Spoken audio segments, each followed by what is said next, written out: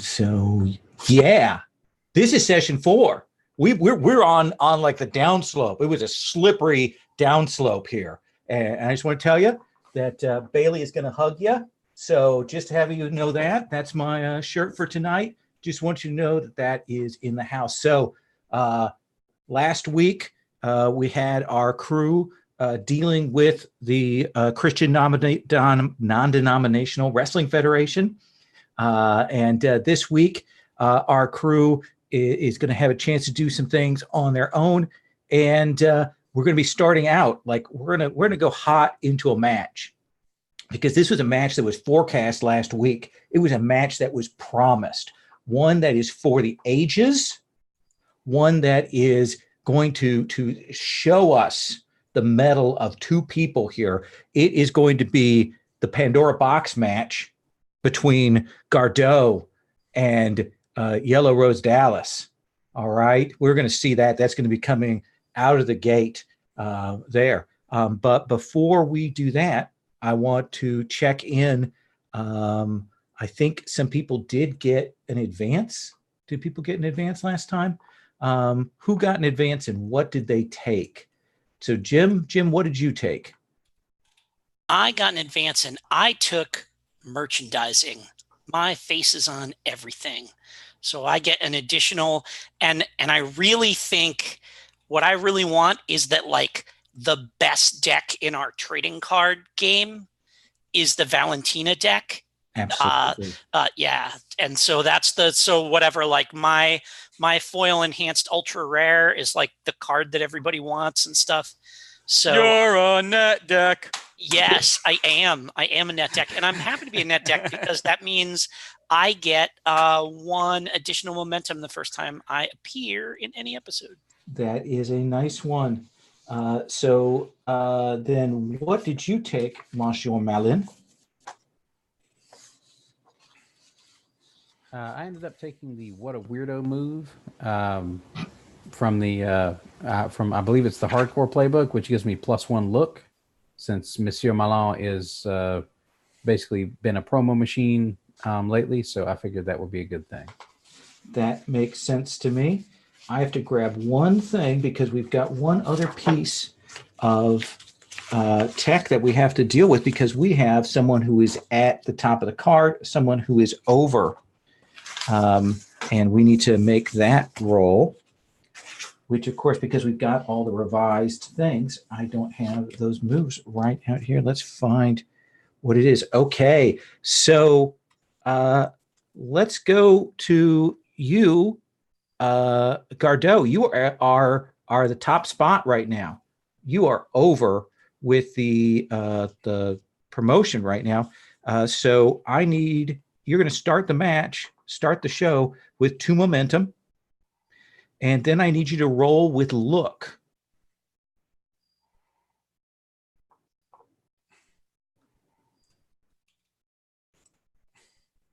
Do we have a roll for your party? Oh, yep. Let me find that. Match moves. I think it is on the basic moves tab. Okay. I looked everywhere but there.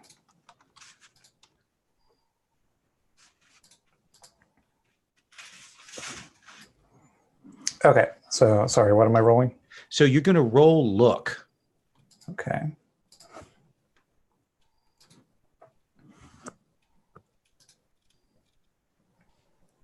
That is a 10. That is a 10. All right. So what you're going to do is, as I said, you're going to start with 2 momentum, and you are going to choose whether you remove or replace a promotion trouble, add or replace a promotion tag, or you can choose 2 from a lower list. The lower list is, and I'm actually going to grab these because it's not in our set of things. I'm going to grab it and drop it onto our basic move sheet. Since I forgot to have these when I put this in, it's going to go off just to the right of the roll for your party thing. On that basic moves thing. So and then you get to, if you choose that, you can take 2 from the 7 to 9 list, which include demand to be granted a match, call out someone on the roster to explain themselves and gain a heat with them, or gain a momentum. So the most exciting thing, of course, is to do the promotion tags and trouble stuff. But maybe you have another voice in your head, Gardeau. No, those look good. I'm just trying to figure out which one I want to do. Let's see.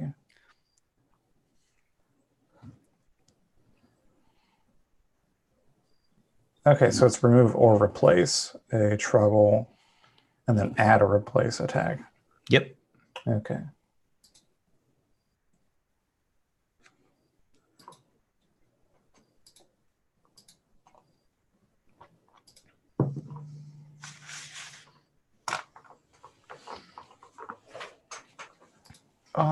I kind of want to add a tag. Okay. What new tag? I would like to add the tag of home arena. Ooh.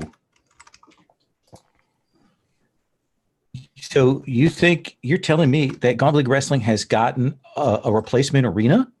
Yeah, I think Gardeau being as over as he is, I think there's enough people that are coming out to see him. And I think he probably works a lot in one town doing his magic show. Mm-hmm. And he's been posting on a lot on them. There's a lot of talk on the magician forums. And so they've kind of decided that, there's an arena in town and they're kind of having trouble getting booked with the magician shows. So they're going to go all in on Gauntlet League Wrestling and more or less be the home arena for Gauntlet League Wrestling. So this is like one of those places built in the 50s kind of thing, arena. I mean, it's an arena, but it's not super high quality, maybe. Yeah, I think it's an arena that's not super high quality, but it is old in the way it probably has almost old style movie theater seating or something like that. Okay. Yeah. It's got balconies and everything there in the old classic style. Okay. We've got I like many of these in New Jersey, but nobody would get the references. I'm gonna awesome. I'm digging it here, by the way, for everybody to see. This is the overmove from International Incident is what we're using. Just so you know that's what's going on. What we're going to do is we are going to start right in with Gardeau versus Dallas. We're going to do that match. When we're done with that, we'll come and do some backstage stuff. I'll tell you what the rest of the card looks like at that point. Dallas, you're the sort of the underdog, the person who's been called into this Pandora's box match. So what is the on screen? What is it? What is the promo? Is it interview? What do we see for you? As always, he's in front of that powder blue set that looks like it's straight out of the 80s. He's being interviewed in that kind of WCW Saturday night format. And he's just disgusted at what's going on here. I gotta say, I don't want to do what I've got to do tonight. This Pandora's box match, to me personally, that's a little bit too close to the occult for my taste, and I don't like the traffic with the occult. And it's what I see going on here. It makes me so mad I could spit. I'm sorry, excuse my language, but I don't like what I've been seeing here with you people out there cheering for this, and I see these dirt sheets talking about Gardeau's a top guy. This ain't wrestling. This ain't wrestling. This ain't wrestling the way you know it. This ain't wrestling the way you like it. It's certainly not wrestling the way that I was taught by my daddy and my granddaddy that wrestling is. And, Gardeau may be some kind of sorcerer. I'm just a good Christian athlete. And I don't know what he believes, but one thing that I know that I believe is that the good book says, you shall not suffer a witch to live. Cut promo. Nice. Let's have you roll with look. All right. Do you have a link to the roller? Oh, yeah, I just had it a second ago, and then I moved away from it. Go copy. Drop that. Oh, yep, so Leandra's on it. And where do I see that in Zoom? There's a button for the chat. It'll open up on the side. Where is that? Is that The bottom when you have to. I see invite participants, share. Oh, chat. There it is. There it goes. There we go.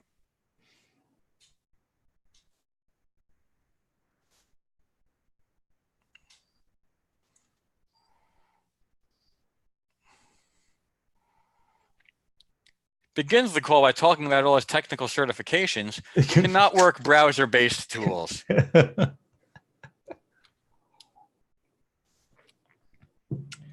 Well, you're no Ben. God damn it. What would you roll? I rolled a 3. So Victoria Onyx waits at the end, and she goes, Dallas, I'm wondering if your reluctance to do the Pandora's Box match is reflective of the fact that in your last cage match for one of the belts against a woman, Serious Business, you were trounced handily by her. I don't like to talk about that. That's even worse. That's even worse than this goofy stuff. I lost to a woman because I would not fight a woman, and everyone knows that. So you're a coward. This interview's over. You get a momentum, but it does not go well. Victoria Onyx clearly has it out for you this evening. Which is kind of awesome. That's kind of what I love. It like this character is like meant not to land. So we cut from that. You putting your hand on the camera. We cut to Gardeau. Gardeau, what do we see for your promo, for your setup to this match? Yeah, so I think Gardeau is doing also a backstage interview, kind of just talking about how it's come to this. Dave Dallas has been going on and on and on for week after week after week, wrestling this and wrestling that. He's driving me crazy. All right. I've proven time and time again, entertainment is what Gauntlet League Wrestling is all about. We're not about wrestling. This isn't his daddy's wrestling league anymore. And tonight, I'm going to show him what happens when you open Pandora's box.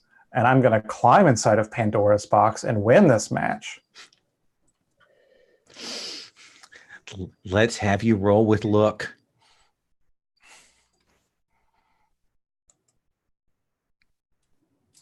Oh, geez. That's a 5. That is a 5. Victoria Onyx goes, Gardeau, there have been accusations leveled at you that you're just a children's entertainer.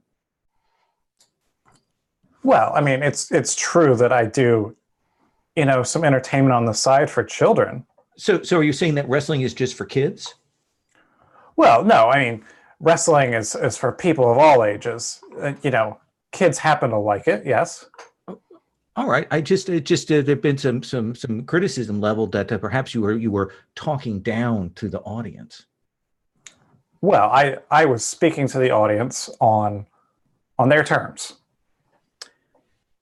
And she pauses in that way that says, yes, I understand what you're saying. And it will cut from there. You will get a momentum. But Victoria Onyx is in a mood this evening. So we cut and the camera comes out and it comes around. We see from up on the balconies, we see that there is the ring. Got that surrounded by the chairs down there. We got some people up in the balconies and stuff. And we see that suspended from the ceiling is a shark cage. It is about 15 feet off the ground, hanging there. And there are 4 ladders that are from any of the sides, the 4 sides of this that are leaning up against the cage there. So this is a reverse cage match with ladders. That is the situation that we come to for this match. Before I have the entrance, I'd like to know who is on the announcer's table for this match. First call. Anybody? I wouldn't mind doing one. Tyler, it is yours. You are on the announcer's table for this. And so, Dallas, this is a big match for you. Have you done anything to change up your entrance? Yeah, he has. He's doubling down. There's no music. He's stomping to the ring, and he's not glad handing anybody. He's on a mission. When he gets there, he looks at the ladders, he looks at the shark cage, and he just shakes his head, more in sadness than in anger. Gets up there. The audience is still a little like they're not sure if what's going on because there's no music that hits. But Gardeau, what is the music that hits for you then? I think Gardeau's music actually plays a lot louder, and it's almost like a mashup of his theme, with more of a beat to it, like kind of like an electronic remix of his normal theme. And he comes out and he is super pumped up. And actually, I think he's probably got like one or two people that come out with him with like t-shirt cannons. But instead of t-shirts coming out, like it just fires a spray of our collectible cards into the crowd, like making it rain, but with cards. Okay. Wrestling's not for nerds. People are looking through them. You'll see somebody go, "I got a Valentina," and then they're running. They're all excited about that. And we will see you. Do you think you're working the audience, or are you going for the cheap heat with the merch throw? I think probably going for the cheap heat. Okay, they take your once per session momentum for the cheap heat as you come up into the ring. And I'm going to go for a cheap heat or two because you said somebody's got a Valentina and they're holding it up. Oh, yeah? Dave Dallas walks over and just rips it in half. Oh, there is your cheap heat. Leans, jumps down, rips it out of their hand, rips it in half. This kid, tears running down his face. The camera lingers on it for a while. And he'll dig in. You're going to cry? You're going to cry, nerd? Oh, yeah, that's definitely worth the momentum for that. So that'll give you that momentum. So Gardeau, he goes down and antagonizes the audience. The bell rings. You're going to start in control of the match. Let's hear what the announcer says for the setup on this. Ladies and gentlemen, Big Bob Buckland here, and I'm telling you, this one's going to be a slobber knocker. I'm telling you, just like a dog in the garden, I am digging it. We've got Legacy versus Legerdemain, and I'm telling you, it's going to be something. Katie, bar the door. On that note, Gardeau, how do you start this match off? I think with him out there, tearing up a card and his back turned toward me, I think I would just haul one of the ladders over and just chuck it at him. Ooh. Is that the spot, or are you following up on that? I think, I think that's the spot to start it with. Okay. And I'm not being like real gentle with that, like really just laying into him with a ladder already to start it off with. So are you working real stiff? Or are you trying to show off at your athletic ability? What do you think this is? I think I am probably working stiff. Then let's have you roll real. Oh, geez. It's a 6. That is a 6. Now, you have momentum. Do you want to spend momentum? Yeah, I'll spend the momentum, bump that up. Okay. So Dallas, he flings this ladder out at you. And what do you want from the work real stiff results there, Gardeau? I think I'm going to, I can't really gain audience at this point since I'm in the top spot, right? You are. So I guess I'll have Dave Dallas lose an audience. Oh, Dave. this ladder hits you, how is it that you show that you're not quite the badass that they think you are? I think this is like one of those things like where like the ladder, like if anyone's watched wrestling, when you see like if people work real stiff with ladders, when people start throwing ladders around with no care and no discretion, bad things happen. So he's got like a Joey Mercury gash on the back of his head now. Like this is not a theatrical blade job. This is like blood coming out the back of his mane and running down his back, and like a lot, like probably more than a TV booth would be comfortable with at all. Absolutely, and he's responding appropriately. Like he's not acting like a tough guy now. He's on his knees, clutching his head and rolling around on the ground. You have control of the match from that. So what do you do? Oh, he's pissed off.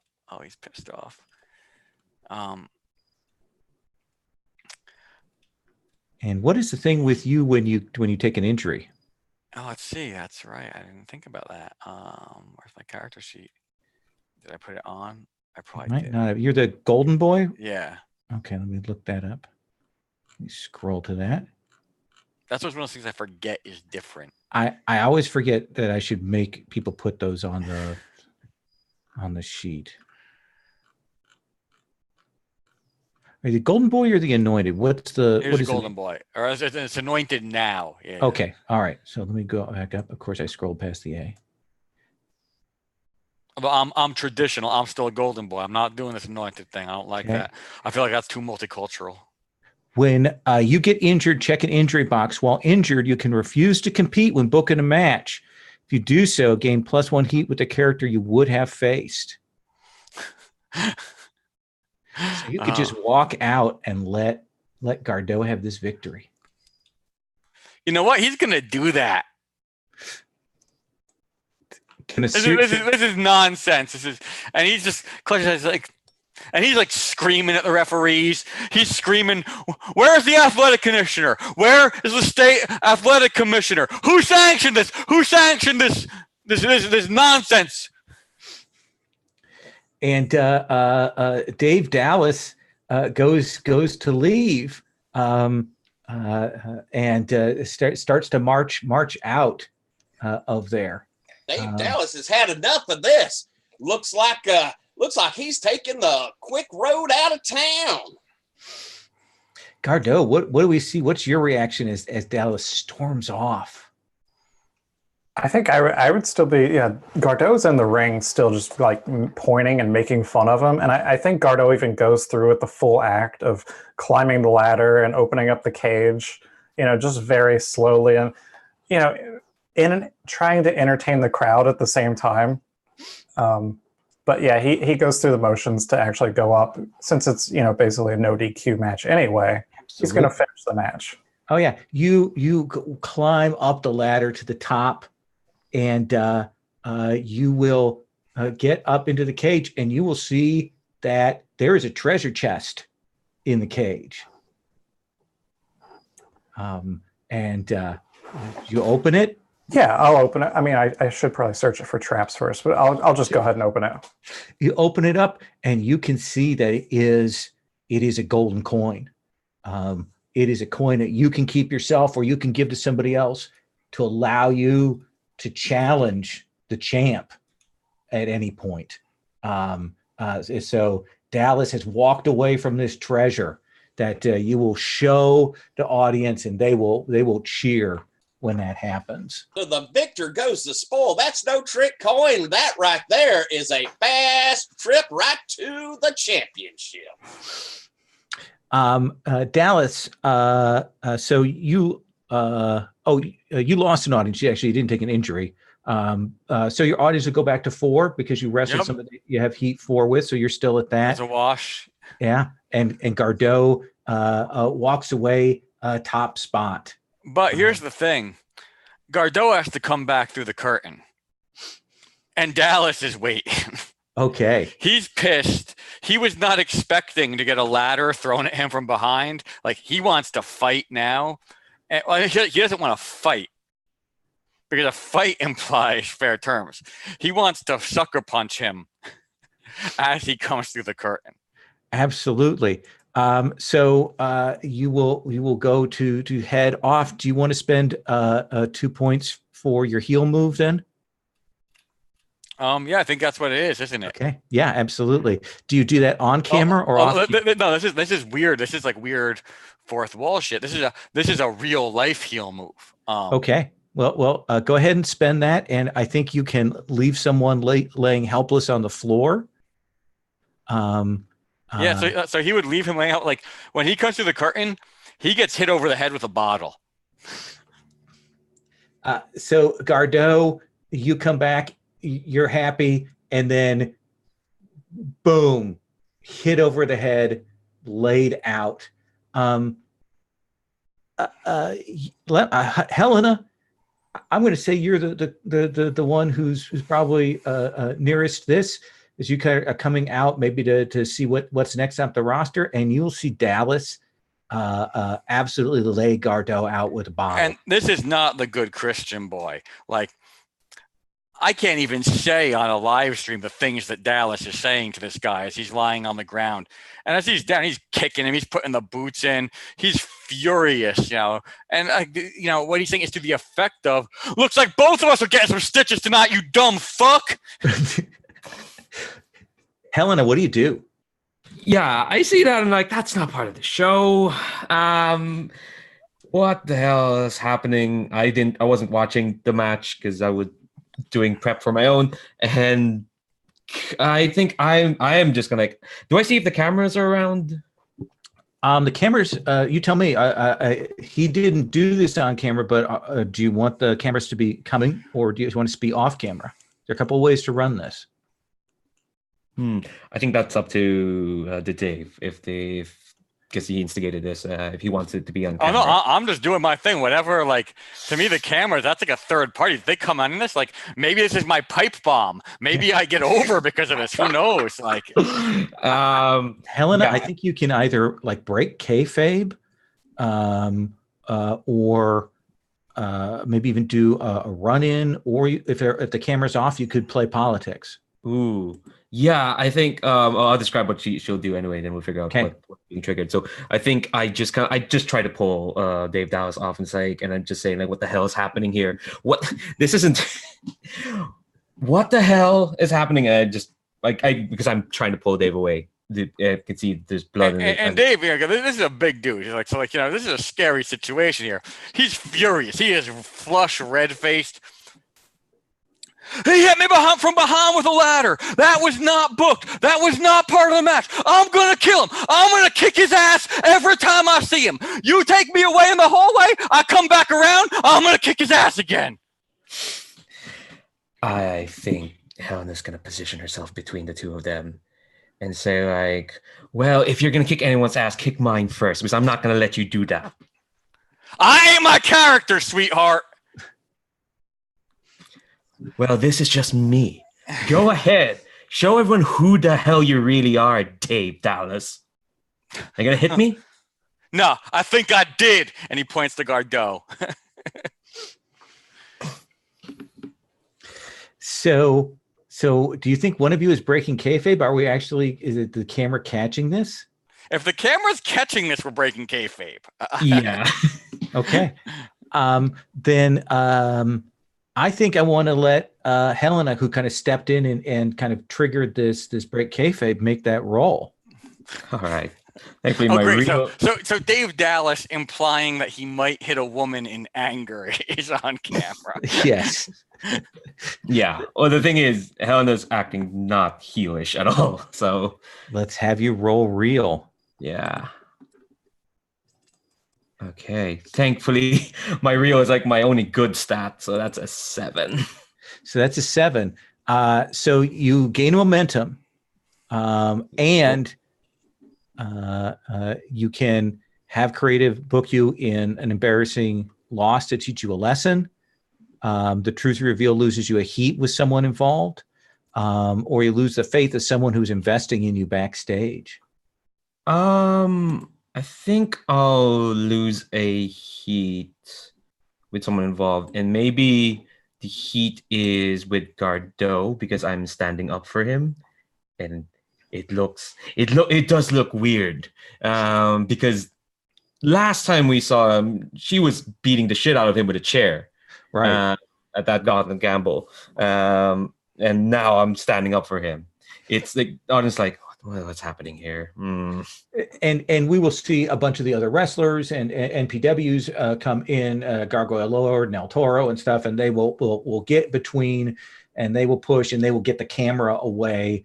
And I would like to come Yeah. in at this point, please. and just like I walk in, and like they're arguing, people are pushing, and Gardeau is still laying on the ground, like with shards of glass in the back of his head. And I say, "What is wrong with you people?" And I just point at one of the other wrestlers and I say, "Call an ambulance." And I just step down and I just sweep him up into my arms like a rag doll, because like I am strong enough to do that. And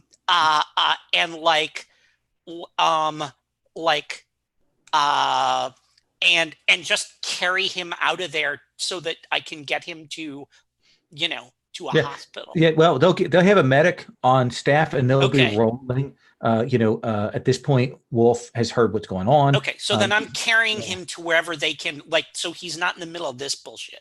Okay, yeah, and they will roll, Gardeau off. They've got their paramedic on site, and He ain't got insurance. He's going to pay for that. Let's go, Terry. and Wolf goes, out of here, Dallas. Yeah, I'm getting out of here. These fucking mud show goofs shooting on me. I ain't taking this shit. And he looks pretty pissed. You head out. Gardeau is there. As you walk by, Dave, I think I step out and say, I'd have done the same thing. Like busted him open with a ladder. Yeah, Mr. Fabulous, you see the blood is still coming out the back of Yellow Rose's head. You better get that taken care of before you get too drunk. It's gonna. That's gonna be some fucking staples. I know this. I'll fuck up any of you other mud show goofs just like that too. You want to do that shit to me? And we probably hear the loud sounds of you slamming the doors as you leave, I assume. Oh yeah. Okay. All right, Dallas. We will see you next week for your next event here. Next week is actually questionable because I'm in 2 fantasy football leagues. We'll see. If you're not here, we know that you got suspended. We actually have like a nice. If I'm not here, we have a nice fiction for it. Absolutely. Malin, let's come to you. Let's see what you're up to backstage before we move on to this next segment here. Okay, I think backstage is still Billy Ray, so he's basically off in whatever little backstage promo area that he's laid claim to try and get his stuff set up. He had to bring in that really nice, like, French antique looking chair and get that set up and get it draped with like some sort of ridiculous frippery, so he can look properly decadently French. And as he's like coming back out to go get some of his other props for this stuff out of his car, then he like sees all of this, the aftermath of all of this stuff, and he walks up to probably Helen at this point, because I think she's the only one that's probably still standing out there. What just happened? What's going on?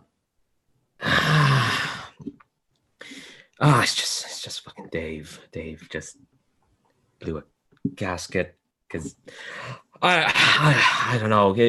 I saw him just beating the crap out of Gardeau, of Calvin. Not in the script. I checked, and well, both of them were fucked up by the end of it. I stepped in, I guess.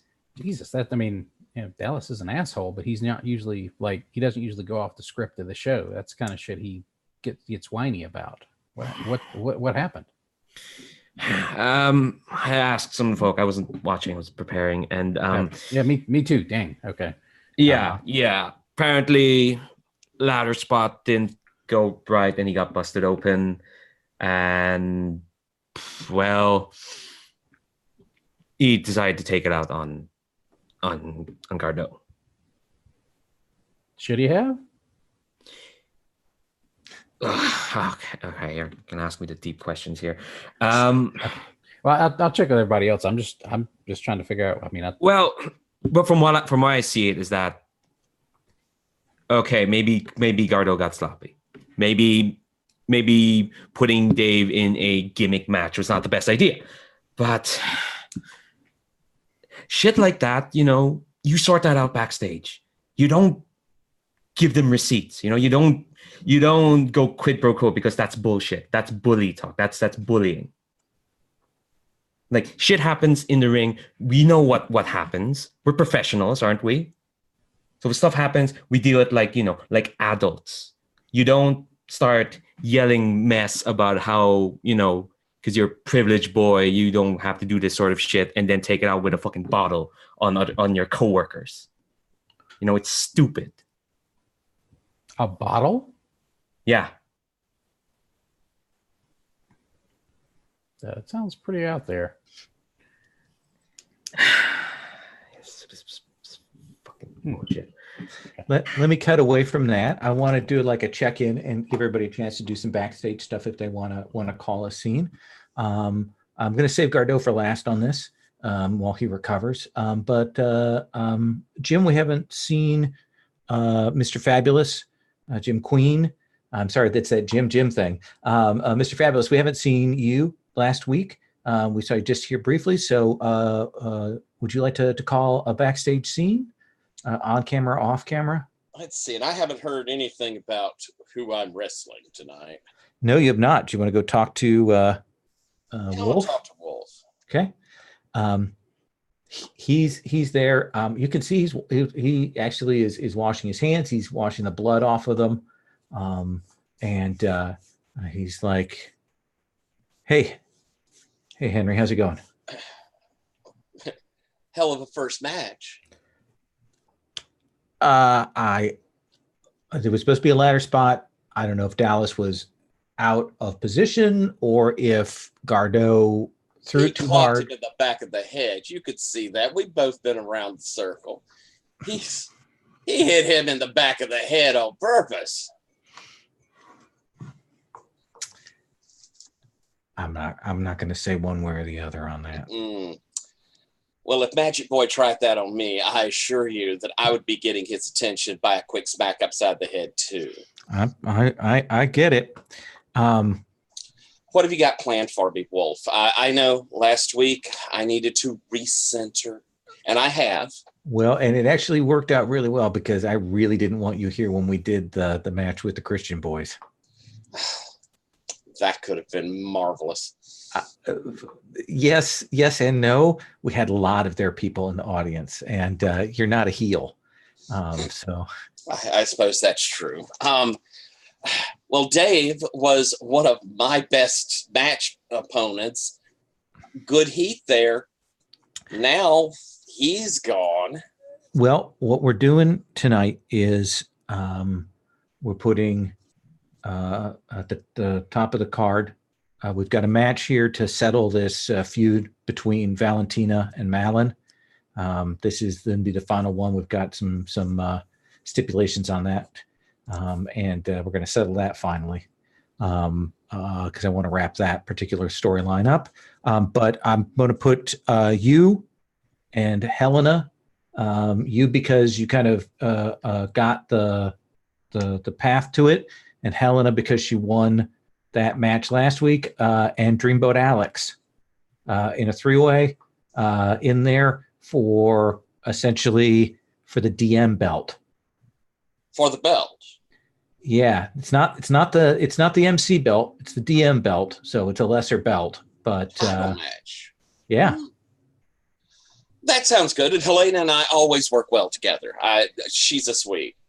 Yeah, she did very well last week.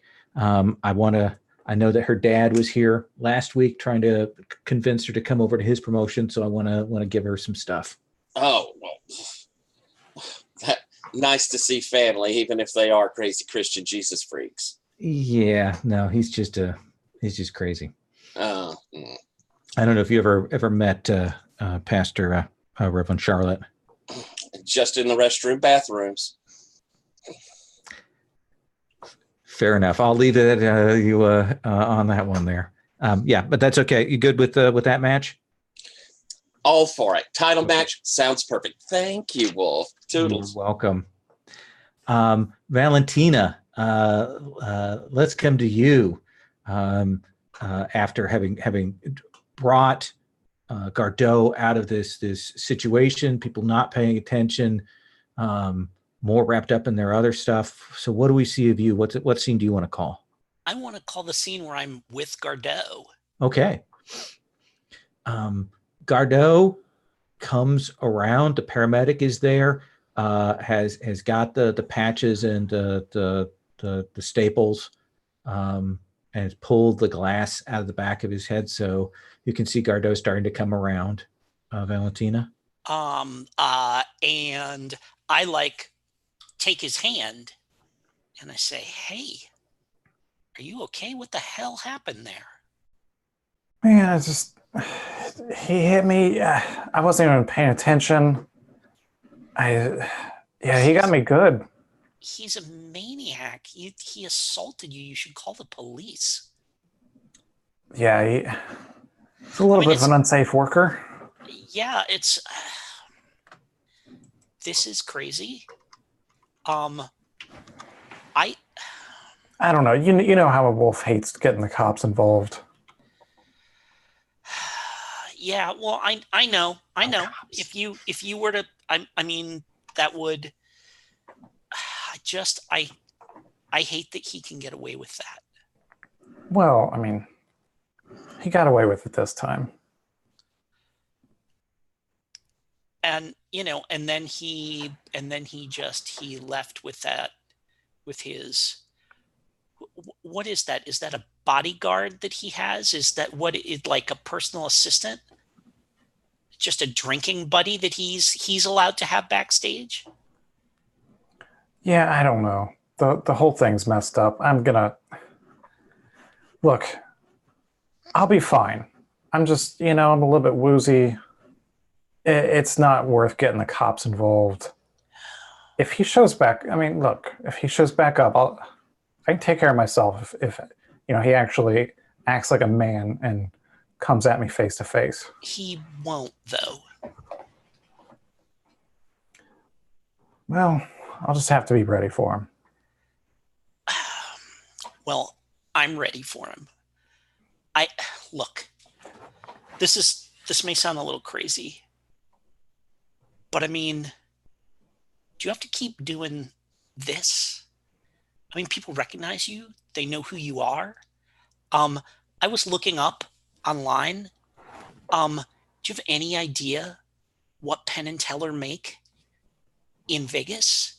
Oh yeah. I mean, everybody in the biz knows. I mean, I'm no Penn and Teller though. But I mean, you could get there. I mean, you've got all this modern stuff that you do. You just need, I don't know, like this. You need a gimmick. You need the right gimmick. And I think you could do it. I don't know why you stay here. People, with people giving you stitches when you could be, Well, yeah. I mean, it's a tough business. I mean, I could maybe break into the Vegas market, sure. I mean, but it's such a crapshoot. And now I've got a coin now I got a title shot.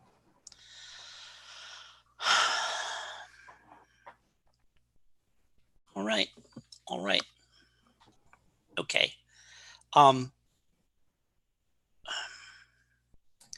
Hold it tight, because he knows you have it. Yeah. Well, yeah, I'll be okay. I mean, but if you could, just try to watch my back. Oh, I will. I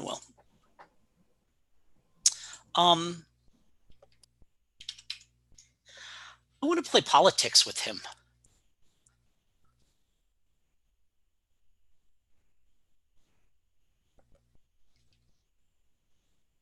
Lowell, you're muted. Sorry. Okay. What is the disagreement? His disagreement is that our disagreement is that he should go for the title shot. Like he should stick around and go for this title match, and I'm telling him, like, he's gonna get hurt, and that's gonna, like, he's not gonna be able to. You're not gonna be able to do this. Let's have you both roll with audience. Let me. Oh, there's a roll for your party. So with top spot, is that you're effectively a 5? Okay. Yeah. Oh, I expect to lose this argument, but I want to make the case.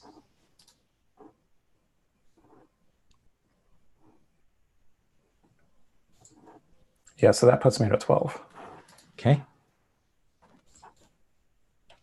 Yeah, and I'm only at an 8. So on a 10 plus, you pick one, Gardeau, and then Valentina picks one.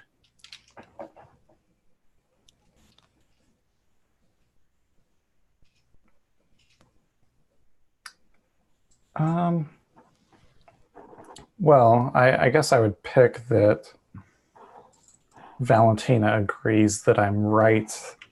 And I think it's not necessarily that I'm right, but I think Valentina understands that I have to take that title shot. Valentina, what do you want? Creative sets up another sets up a match or other segment that I want to see. And what is that?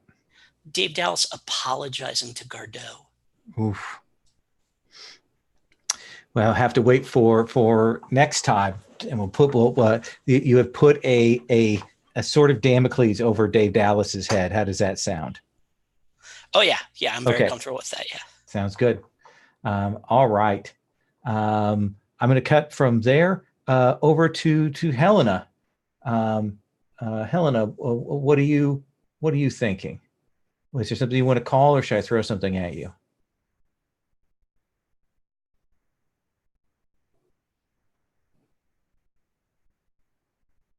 There you go. Oh, shit. Sorry, my internet is freaking out. I can hear you. You can hear me? Yep. Cool. Oh, yeah, my internet's freaking out. Roll back to me in a moment because things are freezing. Let's come to Malin then. Malin, do you have another scene you'd like to call? Yeah, I think this is an off-camera scene, and I think Malin is he'd gone back. Say he's gone back to Wolf's office, and he's asked to take a look at that footage from that match. Okay, and Wolf is like, why? One of those two guys is freaking crazy. And I want to know which one it is. I knew Dave Dallas was an asshole, but I also know he got clocked in the back of a head with a ladder. So I want to know which. I know I need to watch out for Dave already, and I need to know if I need to watch out for Gardeau. Wolf stops and he goes, Gardeau threw too hard. Threw way too hard. Was not a good throw. Was not a good spot. I think that Dallas had pushed him a little too far, and Victoria didn't do either of them any favors in the opening segment there. So yeah, Gardeau's that's on Gardeau there. Now, there are ways to settle that don't involve you breaking a bottle over a guy's head. I already knew Dave was volatile. Yeah. Like that wasn't the question. No, I'm just telling you that they're both a little problematic. Gotcha. All right, now I know. Okay. Yeah, I mean, this is the first time I've seen Gardeau go that way. Yeah, I wouldn't have thought he would have done that either. That's what kind of took me aback when I kind of heard some of the buzz about what had happened, because I was setting up for my promo later and I hadn't even thought to take a look at that thing, because I figured it would just be kind of a curtain jerking sort of spot match. But it was supposed to be better than it was. But yeah. Look, things don't always go according to script. You know that as well as I do. Yep. I just don't like it when we have people laid out injured. I don't want another Harbinger incident. Yeah, I would appreciate not having to watch out for broken glass while I'm trying to walk to gorilla position. Okay, fair enough. I get you. And we got a good match for you tonight. You and Valentina are in to finish this feud. Winner has to be by submission or knockout. Ooh. So, I know you guys have kind of worked on that process. So just want to remind you about that. Okay. You got it. I'll go touch base with her before we get started, so we kind of have a couple of good spots for that.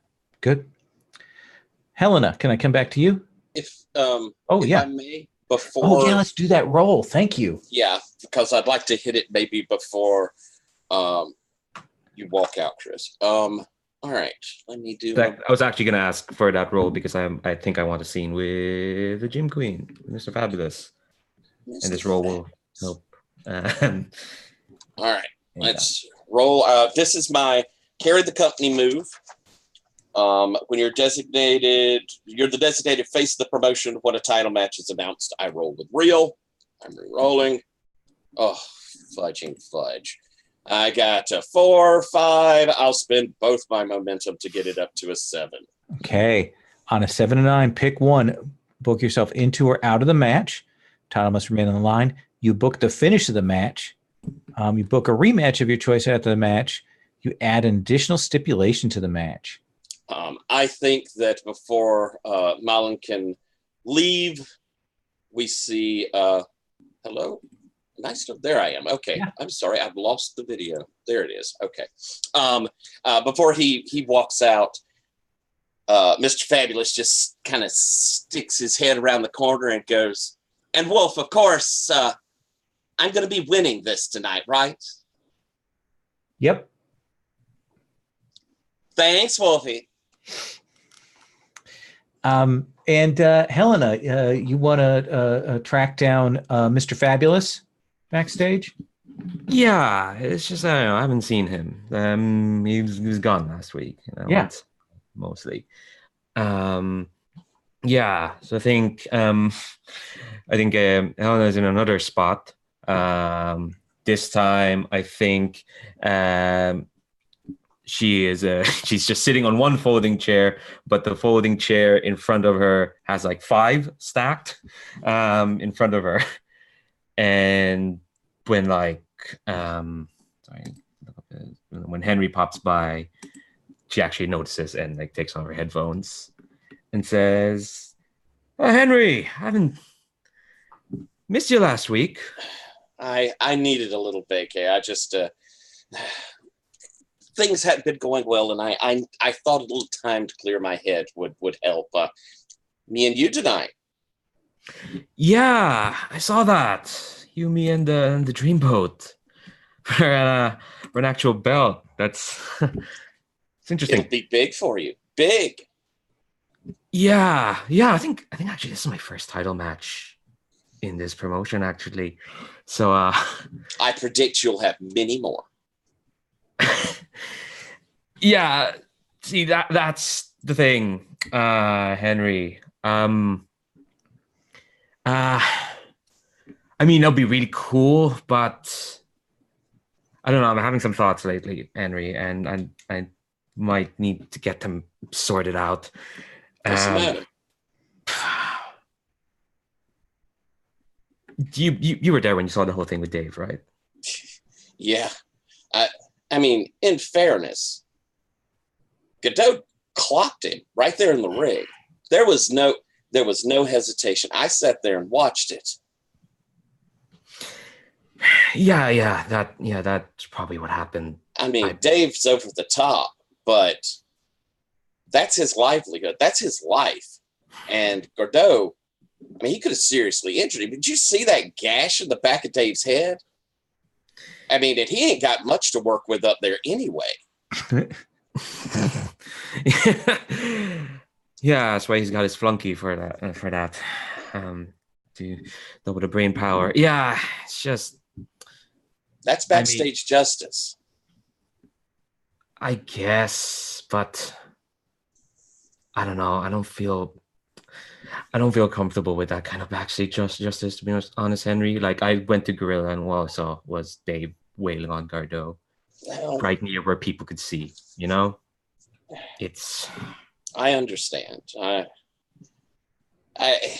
To be fair, it doesn't happen often. We've had a pretty clean roster.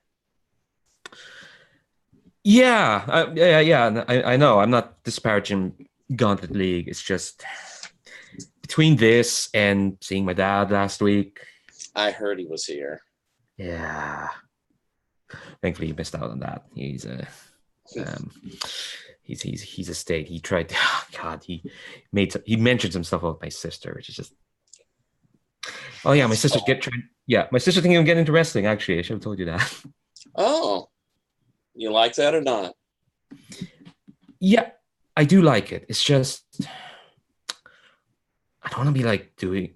I don't want her to be thinking of like. I don't want to think of like her like training where I trained, with my dad and all that. And I do need a break from like this town, to be honest. So when you say I might have title shots, okay, I'm not told anyone this yet, but yeah, I'm thinking of going off for a while. Road trip or? Yeah, kind of. I'm thinking of going like an excursion thing. I'll take my sister, take her to Europe. I heard some really great like feds out there. Like apparently there's some great stuff happening in Ireland that, you know. Absolutely. I mean, I'll support whatever you feel like you need to do. And getting away, that's fine. We'll make sure it's a big highlight tonight. Should help your bookings when you're over the seas. I think Liz kind of like probably expected that because Henry's nice, but it's just like, wow, Henry, that's really nice of you. Geez, no wonder people love you. Like they do. Well, I do want to say, and honey, I don't mean this with any disrespect, but I want to win tonight. Then, well, that's fine with me. I'm, like I said, I didn't expect to win tonight anyway. The first title shot, that'd be ridiculous. Did we make you look fabulous, honey? I think it's just kind of touches at that, and we can cut that scene there. Okay. Gardeau, anything you want to call after you've gotten up, after you've had this conversation with Valentina? Nothing major. I think Gardeau is probably sitting back by himself, and I think there's probably still a paramedic attending to him. And the paramedic, I think, is just like trying to get him to sit down, trying to get him to sit still. Like, sir, like, you may be concussed. Like, it's okay if you're a little bit confused. You might have trouble standing. It's okay. Like, you need to just take the night off. Please just take the night off. Rest up. You're going to be fine. And then Gardeau just kind of shoves him aside and sort of like stumbles out of the room. It's like, no, I'm fine. I'm not confused. You're the one that's confused because I'm fine. And Gardeau just stumbles out of the room. Okay. So I was going to go to the match, but Chris, you wanted to do a scene before that? Yeah. I think I'd like to have just a quick scene Okay. chatting with Valentina about kind of the setup and kind of going through that and how we're going to do the payoff because of the stipulations in the match. Like we've got to do a lot of teaser spots for these, like the submission holds and the possible knockouts. And I'm guessing they're going to do a 10 count style resolution for that and how we're going to go about that. And so he'll go by, and I guess probably do you think Valentina did another video package for tonight and is doing her standard workout, or is she prepping for like a live promo? I think that I am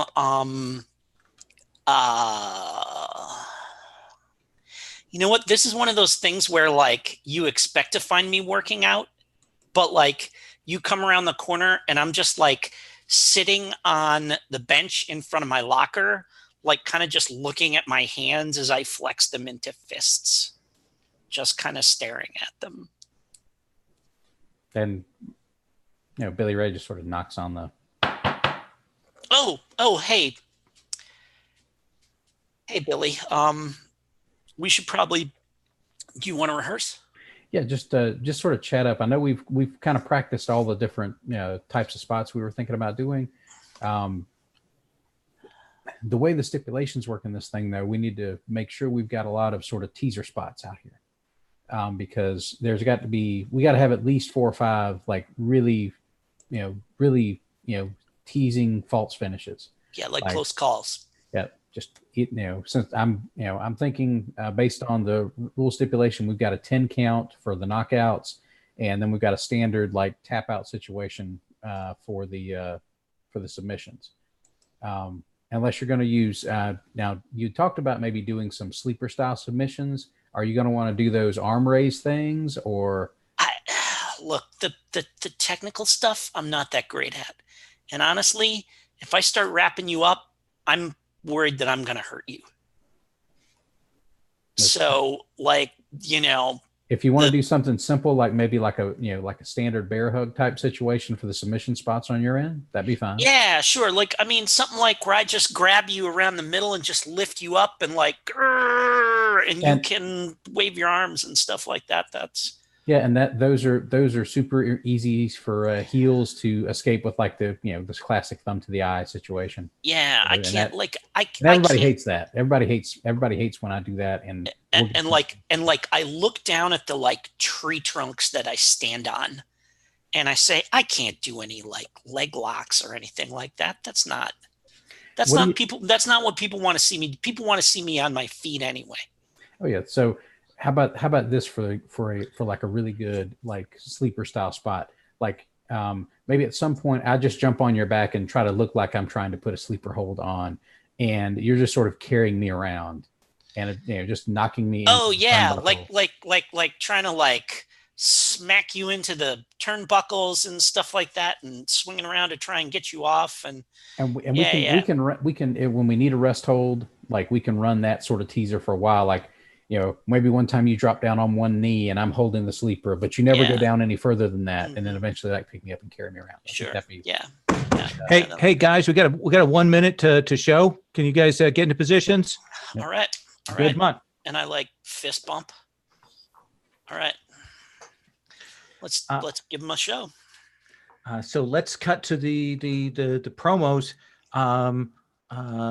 Last time it was Valentina and then Malin. Malin, you're going to start. You're the first one up this time, so that Valentina is going to kind of respond to you. So let's see that.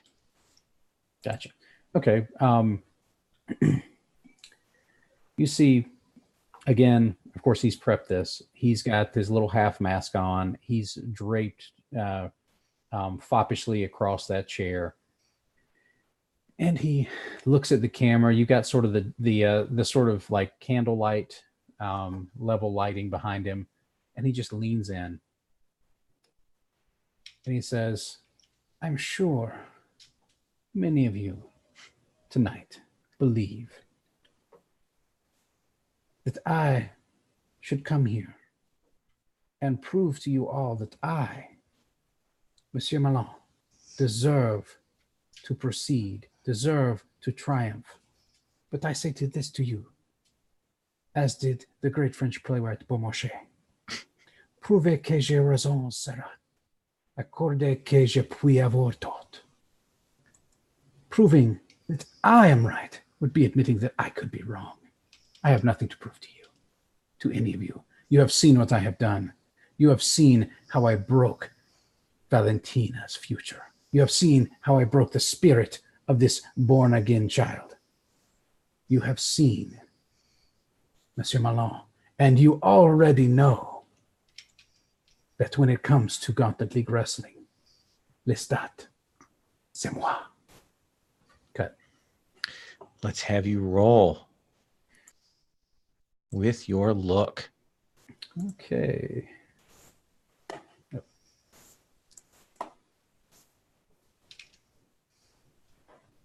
Ooh, man. That is a 3. My look is 2. That gives me a 5. I do not want that to crash and burn, so I'm going to spend the 2 momentum I start with to get me up to a 7 for that. Okay. So what is it that you want as your one pick on that? Okay.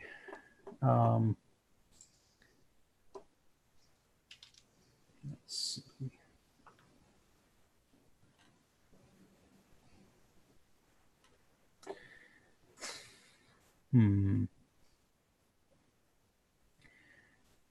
Let's see. I think I've already got 4 heat with Valentina. Yeah. I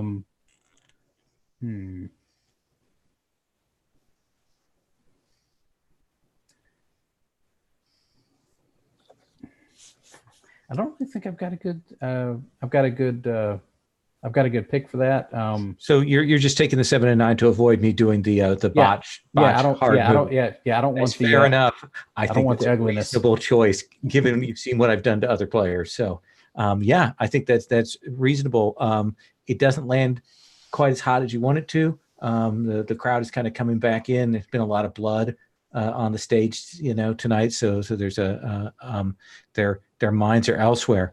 But it does cut from that over to Valentina's promo. Valentina, what does your promo look like? My promo looks like I am standing in front of what looks like a lectern that's like carved from stone with like, a winged skull on the front of it and stuff like this. It's styrofoam, but it looks like it's carved from stone, right? It's whatever styrofoam that they've spray painted with that Krylon, like the textured spray paint, right? But, I've got some like lasers behind me with the fog coming up and stuff like this. And my little sister comes up in like a robe with the hood down over her face. And I'm kind of like this with my head down over the lectern. And she is holding a book that like she can barely hold. Like it's like as big as her. And I reach down and with one hand, I take it from her. And when I drop it on the lectern, there's like a boom sound effect that clearly is like, layered in, like it, it's added in post, right?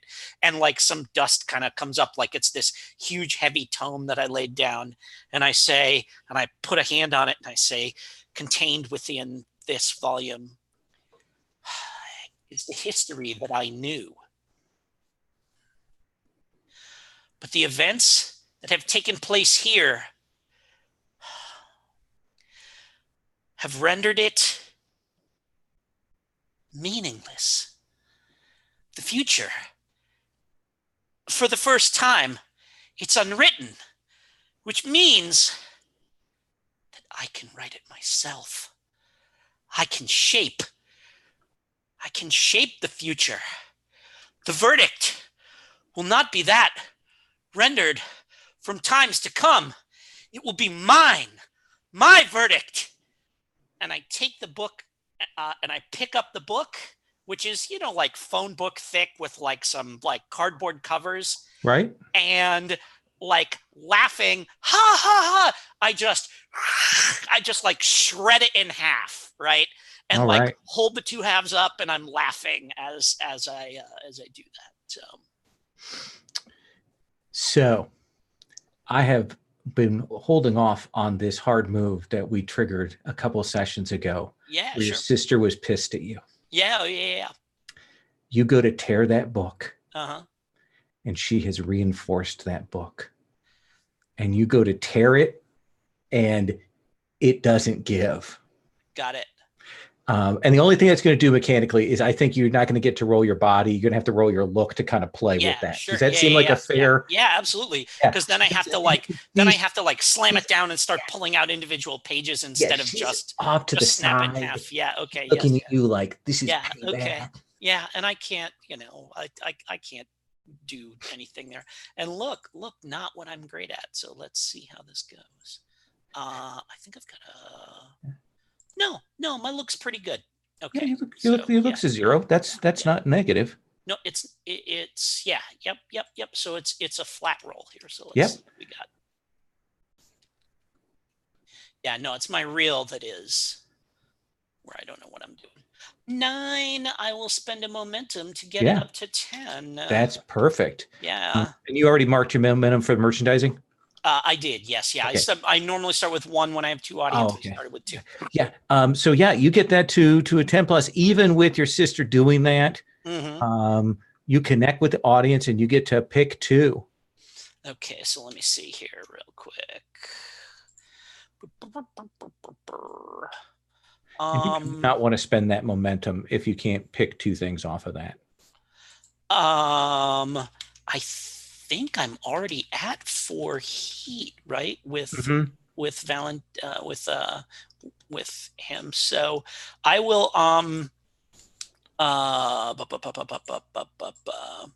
yeah, I won't bother spending the momentum then because it's not worth it because I don't need the 2 there. I'm happy to hit the 7 and 9. Absolutely.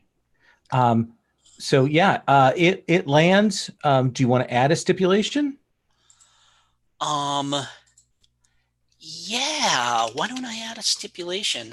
What is the stipulation is that the audience counts us out. Okay. It's not the ref, it's the crowd. 1, 2, 3. The crowd has to count us out, and that is count you out to be out of the match. Perfect. Malin, tell me, is there anything different about your entrance this time as you come down? I think his music sort of kicks up with that sort of yelp that you get from that Neptune's remix of Sympathy for the Devil. And he's added some dry ice effects to kind of make his entrance a little more sinister. Mm-hmm. So you got this sort of mist sort of slowly crawling up, and you see Malone just sort of slink, like not quite Finn Balor demon crawl sort of entrance, but like he's crawling up and he like rises out of the smoke, and he's got a big grin on his face, and you can only see half of it because he's got that ridiculous little half broken mask on, and he takes out his foil, gives the salute, snaps it down. He just sort of slinks down to the ring, does that sort of serpentine slide in and slowly backs into the corner. And nice. He just leans back and he looks out at the audience. And then he takes out like a handful of that glitter that he used like 2 or 3 weeks ago to blind Valentina, and blows it up. The music cuts to Valentina's entrance music. Anything different this time, Valentina? Yes. Like when the doors open, I have a kid literally sitting on my shoulder. And as I walk in, it's that kid who Dave Dallas tore the card up. And he's like waving in the air because I gave him another card. and like I carry him down sitting on my shoulder, and then I kind of like do one of these and like show him to the crowd, and then like hand him over to his parents, and then continue on down to my music. I feel like that's my cheap heat. Oh, for, yes, for this. definitely Yeah. cheap heat. Yeah. Yeah, absolutely. It's definitely some face heat there. So yeah. All right. So yeah, you will get up into the ring. You know, got that smoke effect. Robert, are you okay doing the announcers table for this one? Yeah, I can do that. Yeah, you can put some people over. So give us the quick spiel of the announcer. Is it Gardeau? Is it another character? Who is on the announce table for this? Oh yeah, actually, I really do like the idea of Gardeau, like post-concussion Gardeau, kind of sort of stumbling out, almost like he's lost, and he just sits down at the table. All right, yeah, Gardeau here. I've got the best seats in the house, and you know, tonight, what are they doing again? Oh yeah, there's a match tonight. Yes, it's gonna be good. Yeah, Valentina and Malin. Yeah, it's gonna be magical. Okay, and we're gonna cut to the ring, and let's see. Malin, you have a slightly higher audience, so you are going to start in control.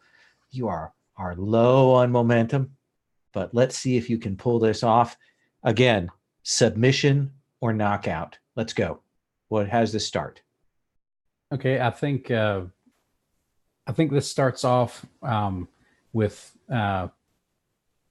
Malin just trying to.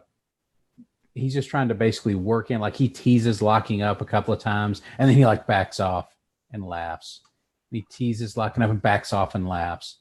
And this is him this is him going for cheap heat to start off with. Like he just teases and laughs at the audience, and like laughs as like Valentina just, is drawn in, and he ducks under it with these classic little cheap heel, dodges. Oh, yeah. You're working it up. Yeah. That'll give you the momentum. Cheap heat, you still keep control with the cheap heat is the way I've always played it. So yeah, you do that. And then how does it roll from there? After that, I think he is going to try and charge in and look like he's going to lock up again. But he doesn't tease this time. He does lock up, and then he goes straight to the eyes. Ooh. Because he knows he is not matching up physically, and he gives that vibe out immediately. So after he rakes the eyes, he goes to just kicking at the legs. That's fairly ineffectual because Valentina's legs are like tree trunks, so like that, and the audience can see how ineffectual that is. And Malin sort of hops back a little after that, and is like obviously like pretending like his feet hurt from trying to kick her. And then he tries to go for a couple of forearm shots, and those stagger her a little bit. But not much. He gradually just sort of, staggers her into a corner and tries to like choke her, and goes up to the 4 count, and then, we'll see how that goes. Okay, let's have you roll. Does that seem like work? Yeah, I think this is standard work here. Let's have you work. Okay, and that's a 10 on the dice. I think if memory serves, my work is -1, but let me double check. So I think that's going to give me a 9. Yes, your work is -1. Yeah, so that gives me a 9. I'm going to take the momentum and pass over control. Absolutely. So you kind of take that hit. There's a pause, and Valentina, the momentum shifts to you. The initiative shifts to you. What do you do? Yeah, and so I kind of like take a step back, and then just throw a punch that just gets him across the face, and he staggers back against the turnbuckle. And I just step in and just kind of lift a foot up and put a boot against his chest, and pop my leg muscles, I'm just flexing, like I'm not actually pushing on him, but I'm flexing my leg muscles to make it look like he is. And like every time I do, I kind of lean in and flex my leg muscles, and he like hollers, and like you see his hand like hovering like he's gonna tap out, and I press again and he hollers again, and I press a third time, but then he does the thing where like he manages to slide off to the side, and my foot goes through the ropes and like gets tangled there, like the rope is under my knee, and he like gets on the floor, slips around, and then grabs my foot and starts like he's jacking my leg up under the rope, and now I'm like flailing around behind me, like trying to swat him, and like maybe I hit him in the head a couple of times or whatever, but until finally like I just grab the rope and grip my teeth and start to flex, and I flex hard enough that my leg kicks out, and it just sends him actually under the rope, sliding out of the ring to kind of, tumble around there. That's like great. Outside the ring. I think that's definitely body. Yeah. So let's see what we got here. +3. 7 and 4 gets me to a 10. There you go. Awesome. You will be able to keep control and get another momentum. All right, I'll take it. So Malin's out of the ring. You've knocked him out of there. What happens next? I think next, I am starting to climb out of the ring after him. But when I do the thing where I like part the ropes to get out, like he takes that opportunity to pop up, and then he does blows the glitter right in my face, and I go tumbling out of the ring. And then this is like us, like he comes in and like punches me a couple of times, and I spin around, and we're like, and basically we like make a whole circuit around on the ground outside the ring until finally I like rub my eyes and clear it out. And by that time he has, and whatever, he's like dealt me a bunch of blows, the accumulated effect of which seems to be like I'm actually a little bit staggered, right? Okay. And, I kind of finally rub my eyes, and I climb back into the ring.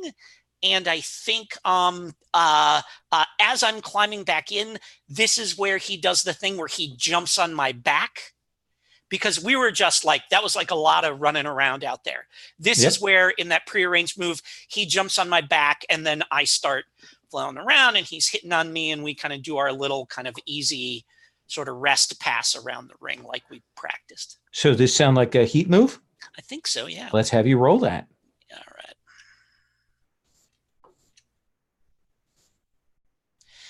8 + 4 gets me to a 12. There you go. More momentum. Keep control. Madeline doesn't have that much momentum right now. Yeah, and could interrupt, but this is where I spin back around and start doing the thing where I slam him into the turnbuckle. 1, 2, but then on the third one he slides out, and I'll hand control the match back to him and take. But you won't get the momentum for that, because what I realized about that pass off is you have to kind of be at an app. It says that you need to be at the upper hand, and then essentially you let somebody go because they're at your mercy, but you kind of got it. Okay, go. Sure. So Valentina, you just barely slip out of there. Control is handed to you. So what do we see you do, Malin? You're definitely muted. Yes. Okay.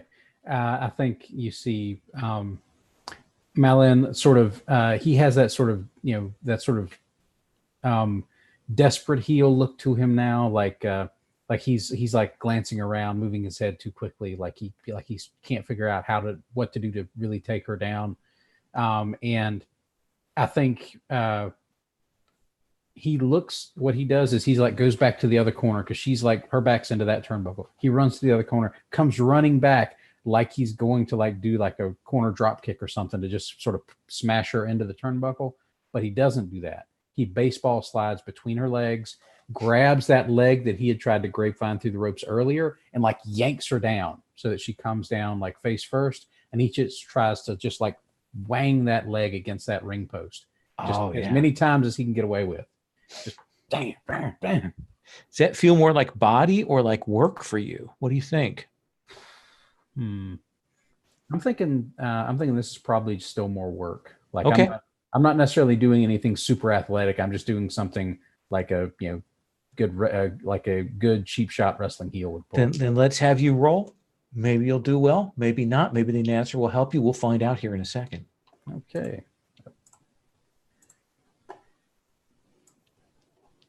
Okay, that is a 6 minus 1 would make it a 5. Phew. Does the announcer want to step in? Yeah, I think so. So tell us how you put that over.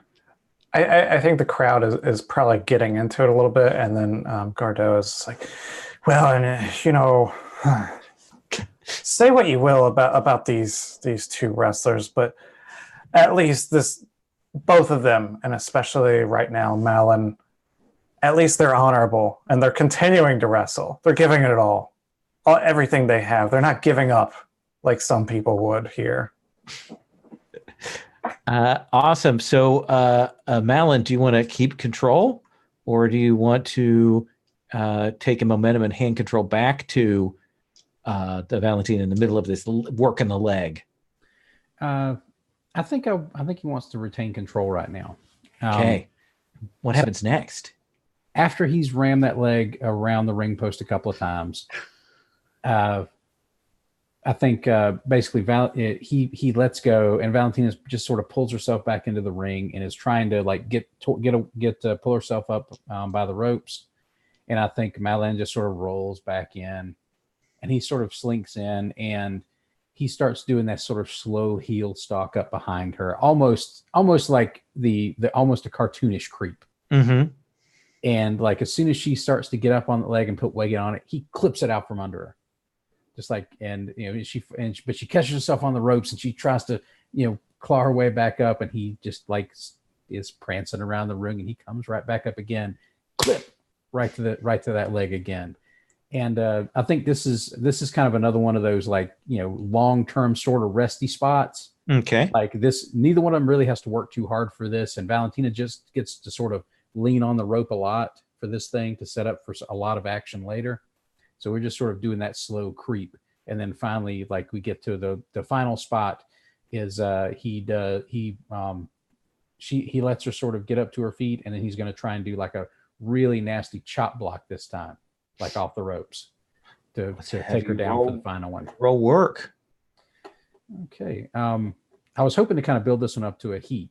Oh, you think so? Okay. So what makes this moment something that you guys have had to really practice for it to be kind of spectacular? Because the way this thing has to work out, she has to be ready to really show off the final chop block. Like, okay, she's big, so having her like sell that chop block to where she like flings her feet up and like tumbles backward, almost flipping over, is like a big spot for Valentina. That's not a big thing that she usually does, and this is to sell just how dangerous that kind of attack is. Let's have you roll with heat then. All right, let's see if the dice will be any nicer this time. Oh, that is an 11 on the dice, okay, plus the heat, which is 4, so that's a 15. Oh yeah, it is spectacular. You keep control. You gain a momentum. You are absolutely. I mean, Valentina is with you, sells it. What happens next? I think after that spot, you see that leg is obviously hurt now, and you see Malin just sort of creeping up now, and but that leg's still like a freaking tree trunk. Like, mm-hmm, it's still. You see Malin go into kind of a big tease of trying to set up for some sort of leg grapevine hold, but Valentina's just too muscular. He can't wrap that leg up without her being able to just sort of shove him back off. So you have a couple of times of him trying to do that. And finally, what he does is he basically sort of reverses tactics a little bit, and he sort of stomps on the leg to kind of get her to sit up and try to cover the leg, and then he slips behind while she's on the ground and locks on another's like sleeper style hold, and so she's laying down with that sleeper on, and he's sort of flopping around and like making it look like super terrible. And this one I think just standard work. Like this is some standard heel heat. Let's stuff. have you roll.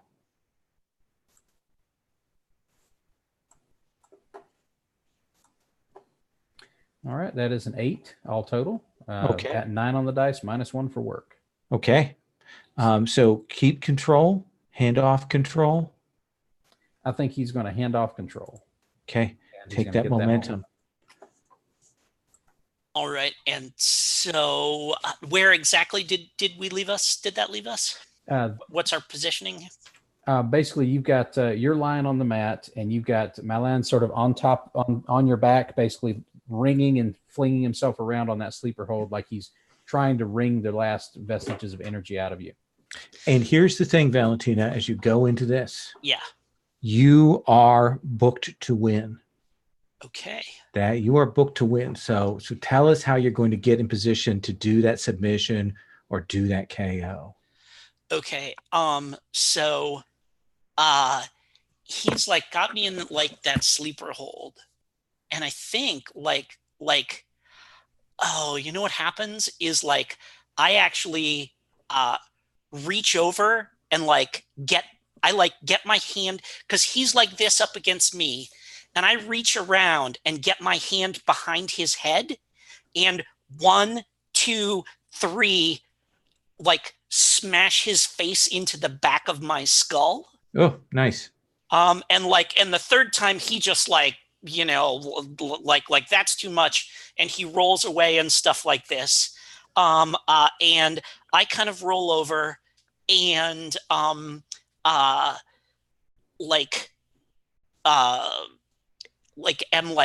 kind of pushing myself to my feet.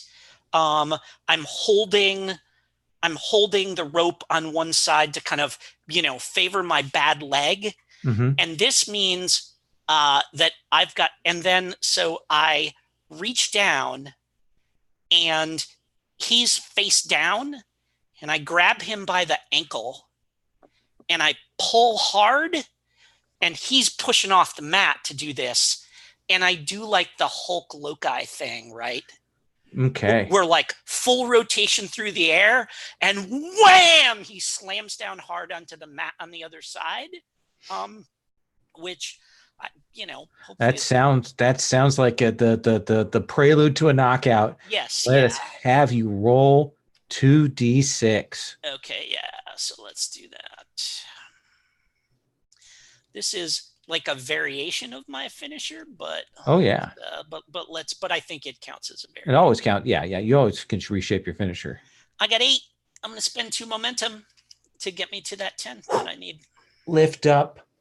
Boom, brings you down, smashes you into that, and it's good. The audience, and I turn to the crowd and I just hold up a hand like 1, 2, 3, 4, 5, and they count them out. Yeah, hit that 10 count. The audience goes wild. You gain an audience, taking you up to 3, and then you gain another audience for having wrestled with Monsieur Malin. And Malin, despite your loss, you will also gain another audience. The crowd is hot. As we get ready for that final match, we're going to take a 5-minute break here, come back, do a quick check-in on any backstage stuff, and then we're going to go into that Helena Dreamboat Alex. Now that puts me top spot, doesn't it? You were at audience 3? 3. Oh wait, no, that was last time. Okay. Yep. Yeah. Okay. All right.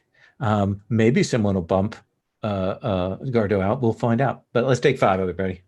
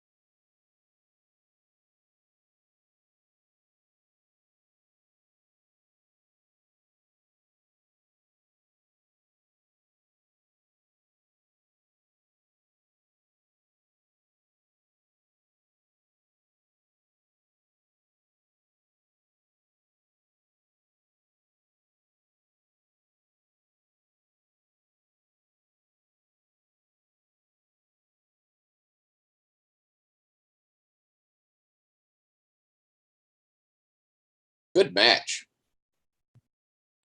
I know. I'm gonna miss those if Valentina's not coming back for that next switch up. That was a sweet match. Yeah, that was pretty awesome. Getting into these things is tough. I was surprised that I got into this one. So you're not in any of the rest of them, Jim? No, like, because I am. It depends a lot. Like, if I'm at a convention when it goes up, like I won't see it for 7 hours. So, and then the wait list's like 14 people deep. So, Leandro, you in for a while? No, I'm not on for next one. That's why I'm giving Helen out. Gotcha. So I forgot, this is session 4. So this is another session. This is part of our post sort of mid thing. This is another pack of WCW cards from the 1991-92 season.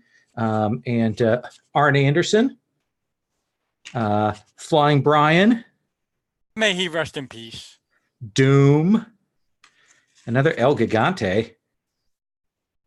Terry Taylor. The Red Rooster. Yep. The Steiner Brothers. Ricky Morton. Sid Vicious.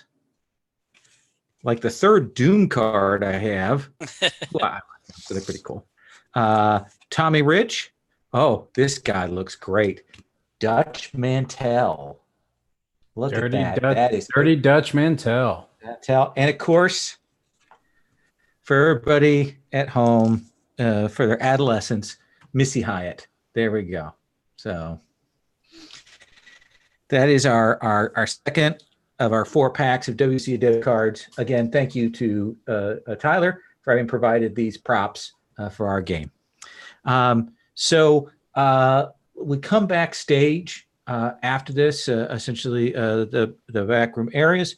Does anybody want to call a scene before we roll into this last segment? Anybody want to do something backstage here?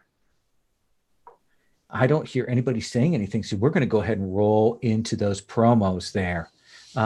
So we start out with the Sprachdrastustra comes up, and we see sort of step out, a little smoke machine, little lights, big curly hair, sort of 90s curly hair that goes down in kind of a mullet.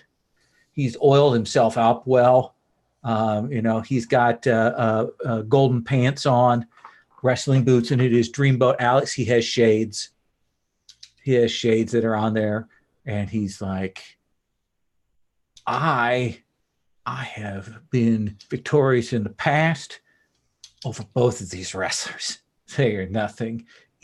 So management decided that the only way that they could even begin to look like a challenge to me would be if both of them were in the ring together here. And it is a last person standing match. And I will definitely be the last person standing because I am Dreamboat Alex. And he poses. And then we cut to Mr. Fabulous. Mr. Fabulous, what is your, and I'm going to always say this, what is your package? Fabulous. We're going to be starting with, it's going to be a package, and we're going to have that door with the big star on it, and it opens. And again, we see the chaise lounge with the red velvet on it, and reclining, we see Mr. Fabulous, looking tan and gorgeous as only he can look. He's got a coconut drink, lots of umbrellas and fruit, and a big swizzly straw off of it. As he looks over and gives kind of that like, oh, you're here sort of look of surprise, like someone's walked in. Oh, sweeties, so good to see you all. Mama had to take a little vacay. So much on our minds, so many things just running through the fabulous one's consciousness. I needed center. And so I went to Key West, where the bodies are hard and the living is easy. And I had the best time. I put some dollar bills in the G-strings. Mama danced like no one was watching, though everybody certainly was. And I tell you, I get back and all of Mr. Fabulous's dreams are coming true. Oh, Mama, can you hear me? They're coming true. Because I am going for the belt tonight, like all of my fans wanted, like everyone across Gauntlet League was hoping. Mr. Fabulous will once and for all be toting the gold. Shrimp Boat Alex, you have no chance against Mr. Fabulous. I have been cheated out of a win by Helena. Not this time. Not this time. I have found, and I'll pick up some mirrored shades, that I can look through the ugly of Helena. And at the end of this match, there will be only one person standing. And that will be me. Because I'm so fabulous. Nice. Let's have you roll for your promo. All righty. Rolling with look.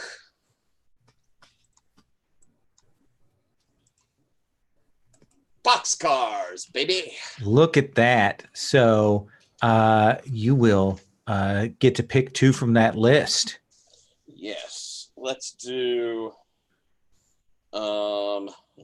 there we go.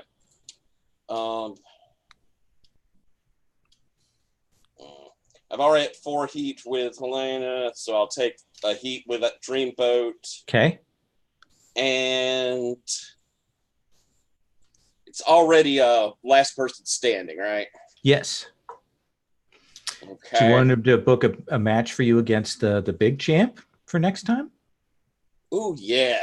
Yeah, this will be a lead-in. Whoever wins gets the shot at the big title. It's Stan the Percolator Steiger, who is right. the MC belt champion. Master Carnage has the gauntlet.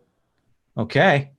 Yeah. So we cut away from that. So you'll have one heat with the Dreamboat because he is a face.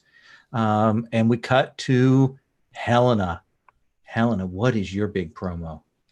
All right. I think we cut from the package with like just a proper bit of static. And I think we're back to the selfie camera being held, just handheld by Helena. She's done away with the selfie stick that was duct taped to a chair last week. And now it's just back to, and I think the shot is like, yeah, her face is kind of like takes up most of it, but you can see in the back those folded up chairs that make like a tower. It's got like a lot of, again, 4x10s of Dreamboat Alex and Mr. Fabulous, just kind of like just hung up on those chairs, all ripped up and marked out. And I think Helena says, "Sorry to interrupt your far too frequent outdated programming. I'd just like to remind the two of these frankly stale, tired, silly men that, well, you can't stop change, You think you can stop what I've been bringing? Look at me in the past couple of shows. I beat 10, no, 9, no, 10. You know what? No, I'll say 10. I'll beat an entire roster of wrestlers last week. I outlasted them all. I gave that Gardeau a beating that he'll take to his grave. And I'm still here. I'm always going to be here, I took a pretty bad wound a couple of shows ago, but I'm still here. I'm no crybaby like Dinosaur Dave, who takes a bit of a cut and runs off. That's me airing my grievances, so I can roll plus real instead of look. Okay. One of my moves. Nice. And I'm still here. And you know what? Dreamboat Alex. He thinks, he's gonna hold on to his championship. Mr. Fabulous thinks he'll get it. But what those two are gonna get tonight, all they're gonna get is heartbreak. Nice. Let's have you roll with real. Hell yeah. My only stat with a plus. Yeah. That's a 9. And yeah, you know what? I don't think I need all those options. So I'll just stick to 9. Okay. So do you want to add a stipulation, or do you want to gain a heat with Dreamboat? I'll get a game with getting some heat with the Dreamboat. He is a face, so you get they'll take it up to 2 for you. Nice. So we cut to Dreamboat Alex's entrance, and this is more of a jazzy, upbeat, like remixed, Hooked on Pops version of the Spectre Strustra, and kind of comes out into the ring. People are cheering. He's still really popular. Age is showing on him. He probably doesn't have more than a couple more seasons in him. And he will get out there. And then Mr. Fabulous, what does your entrance look like now? Should I roll my entrance move first? Oh, yeah. That's right. All righty. Let's roll it. Rolling with audience. I got a 6. Oh. Are you sticking with the 6? I have no option. I'm out of... You're out of momentum. I am out of momentum. I'm sorry. I should have... All right. And what does it say? Let me look at that move, that entrance move here. Yeah. Check that real quick. On a botch, lose an audience due to an embarrassing technical problem. Oh, that hurts. What happens, Mr. Fabulous? What goes wrong? All right. So normally it would be the strains of Let's Have a Kiki. And so it does start off with the Let's Have a Kiki. And I get my shower spark spray as I come out. And as I'm coming down the ramp, and I'm definitely glamming for the audience, definitely giving all the high fives. And there's this sort of garble that hits the music, and it hits one of those just repeat a phrase over and over as I'm stuck there. And I react to it. And you can see the surprise on me. And I mean, it's clearly a horrible screw up. And they do that thing where they stop it and it gets absolutely dead silent. And then they start it again, like at the wrong place. By the time you get up there to the ring, it lands badly. I just cut it. Helena, what does your entrance look like this time? I think we'll keep to the standard, keeping the audience waiting for a minute for Jared Way. Scream. But I think when Helena comes out, stomping out with her hoodie, I think she has on a replica pair of Dreamboat Alex's sunglasses, and she just stomps to the ring, just again full of piss and vinegar. And when she gets to the edge of the ring, she takes off the sunglasses, ugh, and just tosses them to the ground and starts stomping on them, and also sweeps them under the ring. Just so we don't get on them later. But she just stomps on them and and gets on the ring and just looks angry. Hits a turnbuckle by being amped up. Awesome. You get into that ring. Chris, Jim, we haven't had either of you on the announce table. Do you guys both want to take it, or one of you feel like you want to take it more than the other? How do you feel? Could we both do it? That would be kind of absolutely. Awesome. Yeah, please. Excellent. So who is it? Is it your wrestlers, or is it a announcer persona? Who is it, Jim? Oh, this is my last chance to do Professor Turnbuckle. So Yeah, absolutely, Professor yes, Turnbuckle. yes. Good news, everybody! Professor Turnbuckle here for this Titanic three-way. Unfortunately, at my age, I only get to watch three-ways anymore. Oh. And Chris, who is your announcer? I think this is Gordon T. Wilson III. He has been gone for a couple of seasons since his dispute with Sub Pig about the microphones. Oh, that's right. And you see him, and he has a very nice, like, personal microphone that he constantly keeps a hand on. And sort of paranoia, like, looks, is always looking around. Gordon, it looks like you've solved your auditory dilemma that you left us for.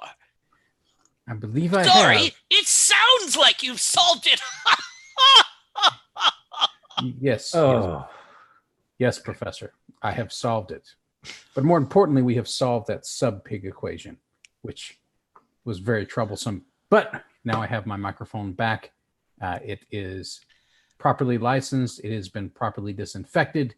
And tonight we will have an excellent match between a group of excellent performers. I'm looking forward to this. This will be a great wrestling match. This will not be some sort of farce like that, like that Sub Pig would have tried to put on. Indeed, indeed. For a match between three such titanic opponents, only 3 announcers will do. Let's start then. Helena, you have the highest audience. You have the highest momentum. You've come in. Mr. Fabulous, stumbled a little bit. Dreamboat's, older. You have the initiative. They're in opposite corners. How does this match start? What do you do? Yeah, I think... And to specify the stipulations. Mm-hmm. You take out, essentially, when someone gets pinned, they're out. It is the last person standing match. Okay. All right. So I think definitely, like, there's just 3 of us kind of like just sizing each other up. They're both opposite corners. So I'll just kind of like looking at each other like, oh, who's going to make the first move? Who's going to do it? I do kind of want to know what's Mr. Fabulous's like demeanor as we're kind of like sizing each other up. Very serious, got the, not doing as much crowd gazing because I've already had a screw up. I'm looking focused. Yeah, and I think probably Dreamboat's probably trying to look like that as well. Really serious, and I think Helena's kind of like, she's the one who's kind of like, all right, I'm pumping up, about to do a thing, and then she gives you both middle fingers and rolls out of the ring, and gives the crowd a bunch of middle fingers. I think she's trying to work the audience. Oh yeah, let's have you work the audience. All right, my audience is that's a spicy number. That's a 9 + 4. It doesn't matter. It's a 12. Awesome. So they pop big, and you're going to get a momentum, or you can spend a momentum to gain a heat with a current or upcoming opponent. I think I'm gonna just take the momentum and just sense. Like, yeah, and just fast, like, yeah, people just like, boo, get in the ring. And I'm just kind of like, I'm just giving them a finger, and I'm just gonna like sit on the announce table and kind of like clap at the other two, like, go on, have a wrestling match, go on. And I think that's me handing over control. And I think Dreamboat Alex is gonna run at you, Mr. Fabulous, comes at you, grabs you, yanks you out of the corner, kind of does that whip. So he throws you into the other side of the ring, kind of stumble back on that, and he comes up to kind of do this elbow drop on you as you're kind of against the ropes, but it doesn't quite connect. And so what do? The control passes to you. I think it's as he's coming in on the for the elbow, I think I just elbow hook the top rope and low bridge him. So I think he comes in with the elbow, and I and the rope aren't there, and he just tumbles over the top and out of the ring.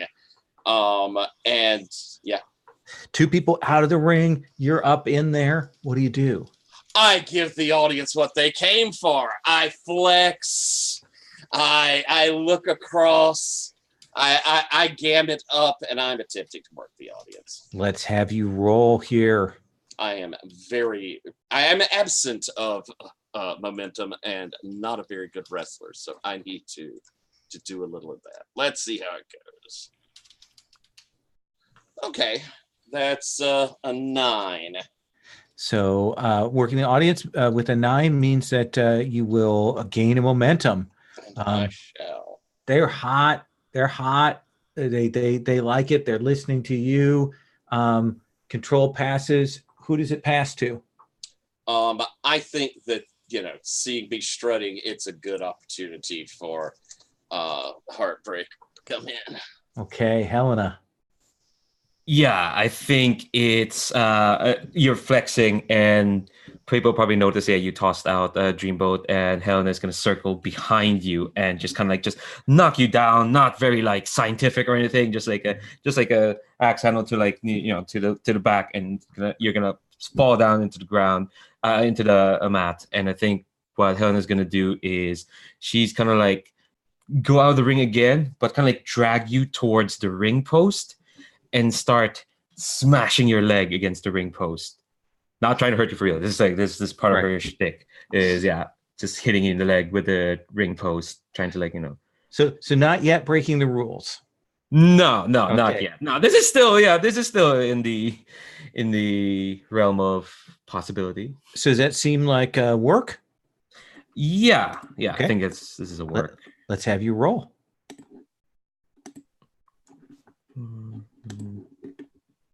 Ooh, that's a 5.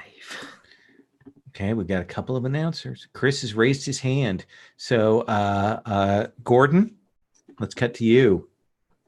Oh, Professor, Helena Black is going after that leg. It looks like she and Monsieur Milan have been working together. They have talked about this. You get a big guy, you take the pins out from under him, you break his structure down. If he can't stand up, he can't fight. That's how you do it. That's how you make this work. And Helena knows that, and she is going straight for it. She is all business tonight, Professor. So I think that'll take it to a 7 and 9. So Helena, do you keep control, or do you want to hand it off and take a momentum?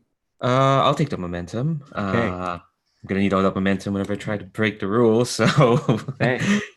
Who do you hand the control over to? I'll give it to Mr. Fabulous. I think. Oh yeah. Dreamboat's a bit knocked out from just having been tossed out of the ring.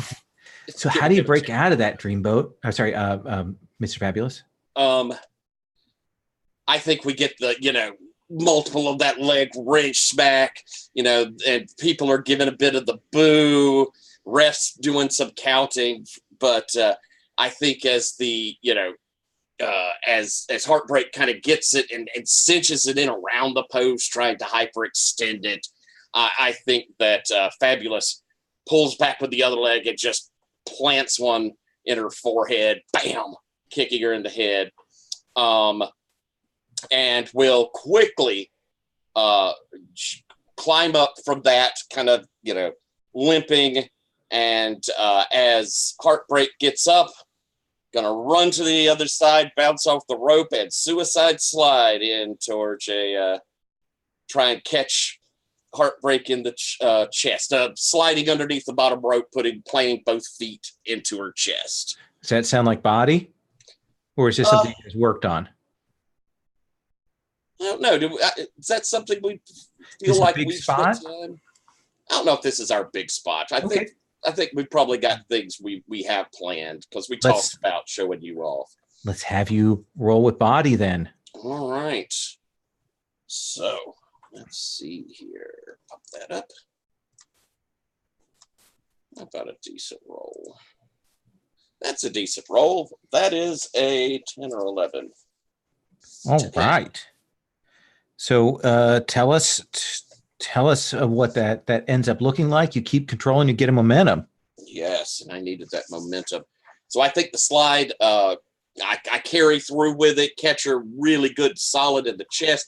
She falls back up against the metal barriers as I, coming across, and I'm going to get on top and rain in a couple of punches and then cinch her up. I'm going to say, all right, let's get back in the ring while Alex is, he'll probably make his way in soon. And let's get a good reversal after I put one on you and do something cool there.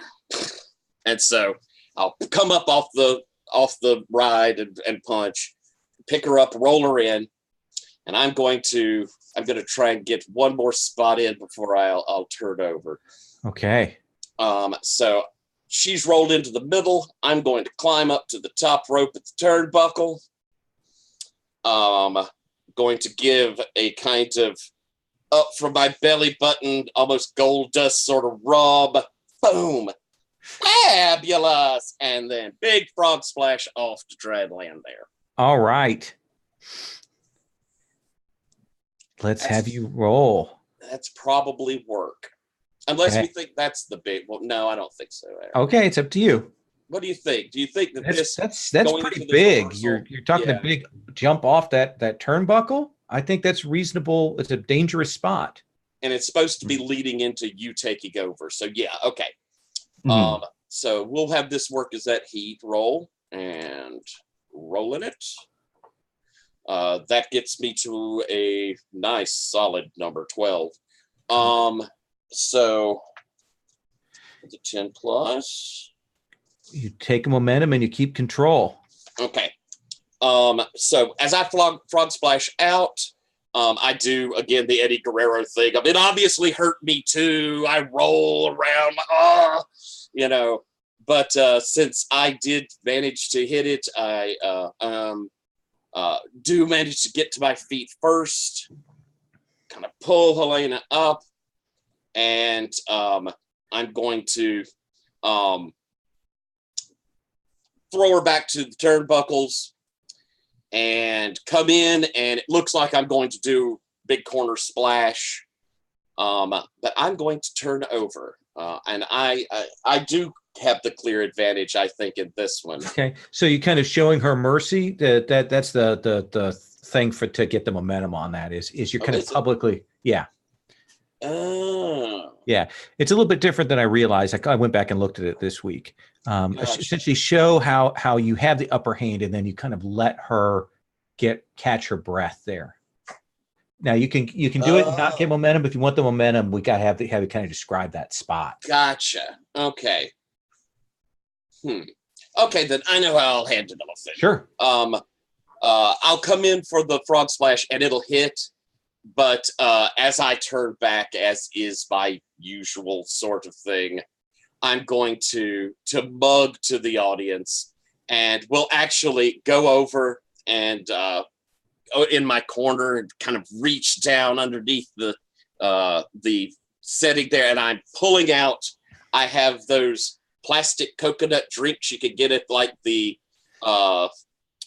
amusement parks. Yeah. And I'm going to start tossing those out to the audience. And can I get my cheap heat? Absolutely. All right. Do you want your cheap heat, and then are you turning it over? And I'm turning it. Well, yeah. That's true momentum then. Okay. Helena, you can see Dreamboat's kind of trying to get back up into the thing, but focus is on you two right now. What do? You can take advantage of Dreamboat's weakness. You could go for Mr. Fabulous.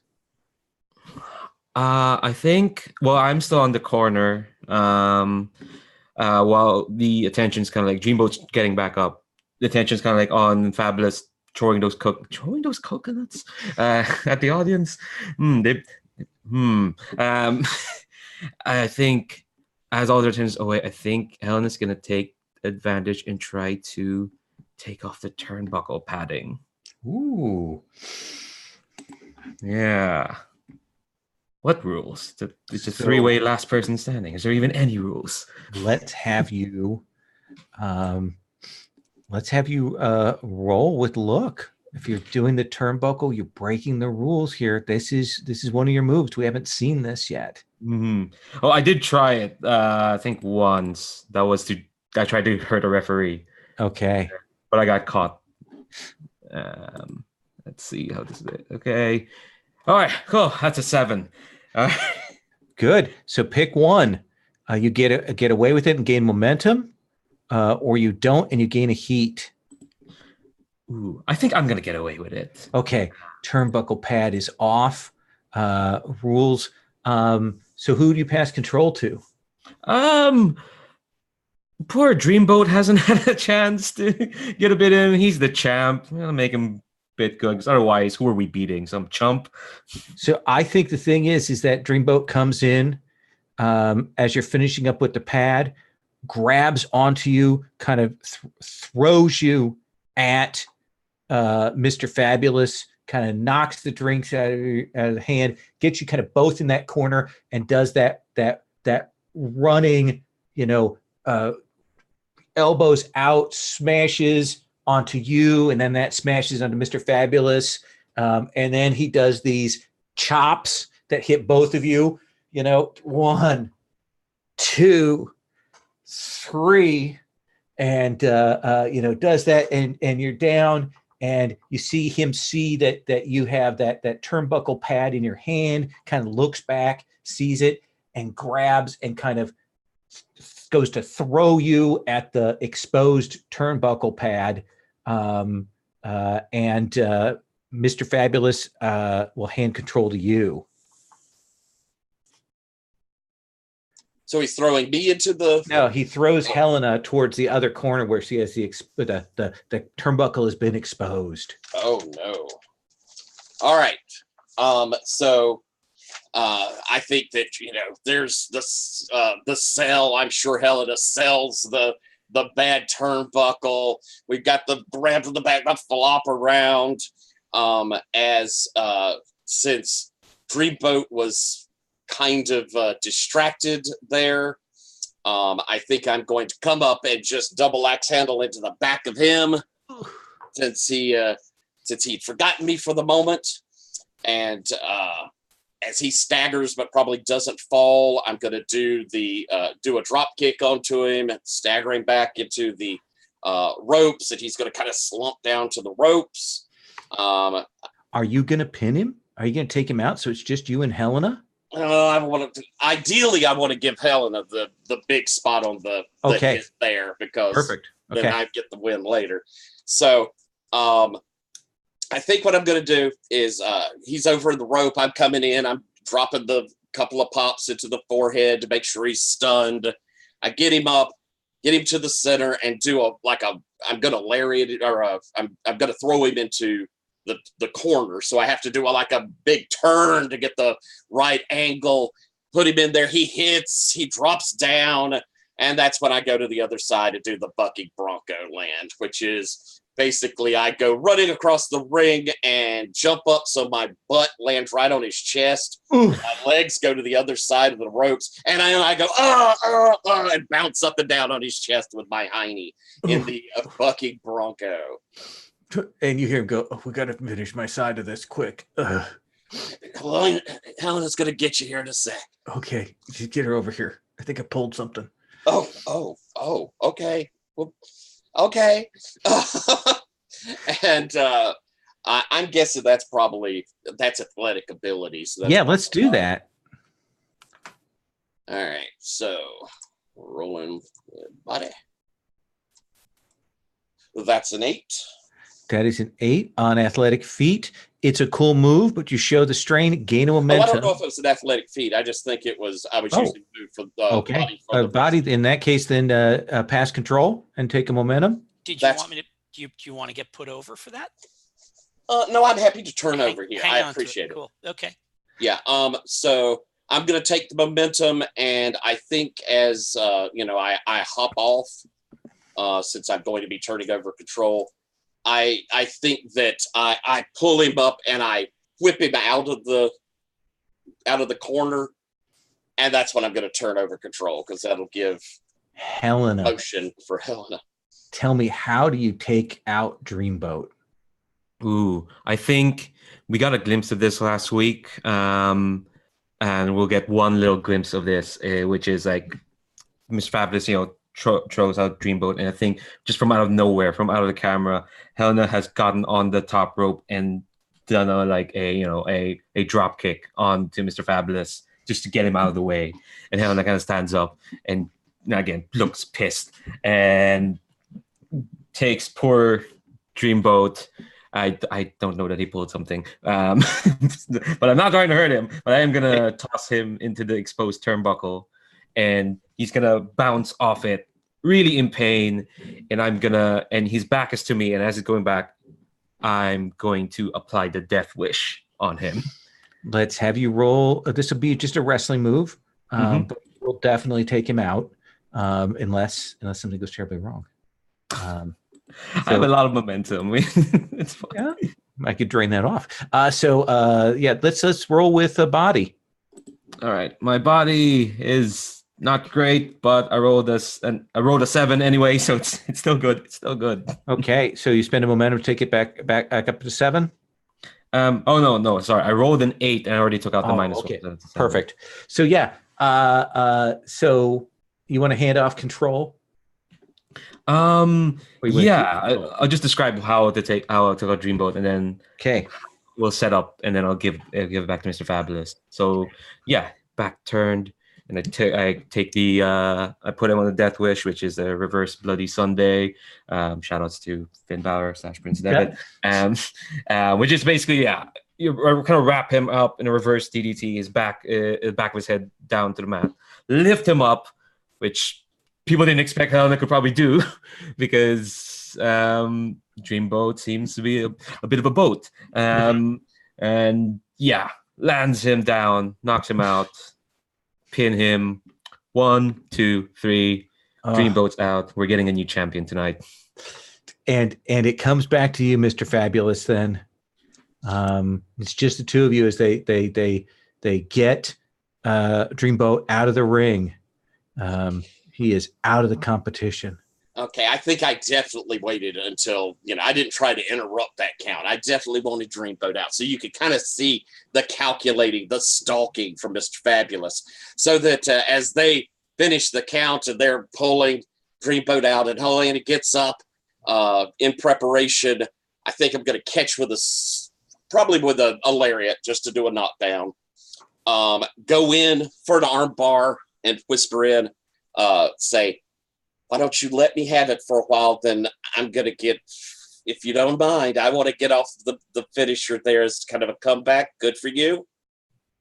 Yeah. Helena just nods at that. Gives you like a quick smile and then go back in pain. So probably get a couple of elbows out of Helena to get me back, get us back up to feet. I'm going to do a whip. I think Helena catches me with a Luthez press, jumps up and catches, legs on either side of my chest and just rides me down to the ground. And starts pounding on me. And I'm going to, I guess I'm going to hand off. I guess I should do something as a spot. I think actually I think we are at the spot for your finisher. I mean, you've built that up. Okay. Here we are. We are here for the big one. Then I think that we get the head pound from that Luthez as she's on top of me for the ride. Bam, bam, bam. And then moves off and climbs that turnbuckle. Looks like it's going to be a massive, huge impact move. And I think this, we had planned this one out. Roll flat for your finisher. Yeah. Spend your momentum. Yes. So as she leaps off, my idea is to try and catch in the air and do the around the world and back snap off of that. Just, rattlesnake quick as she flies, I catch and do the turn. Oh, perfect. Speaking of rattlesnakes, just don't roll snake eyes. Oh, hush you. You are an evil, evil man, Lord Francis. All right. Come on. That's a 5. I'm going to put all 4. Well, I'll put enough to get up to We've the got set. announcer Dr. Turnbuckle. You have Professor Turnbuckle. You have not. I did not get a PhD in the sweet science of wrestling, so that I did not. I did not achieve tenure at Wrestling University to be called Dr. Turnbuckle. Thank you. It is Professor Turnbuckle. And even I would be incapable of delivering a lesson in the sweet science of the squared circle, such as the fabulous James Queen is doing this evening. So you hit your finisher clean. Do you or your opponent gain an audience? I'm sorry. I'm going to take that audience. I lost one tonight. Absolutely. So, Mr. Fabulous, you'll gain an audience for that, and then another audience for wrestling, somebody you have a heat of 4 with.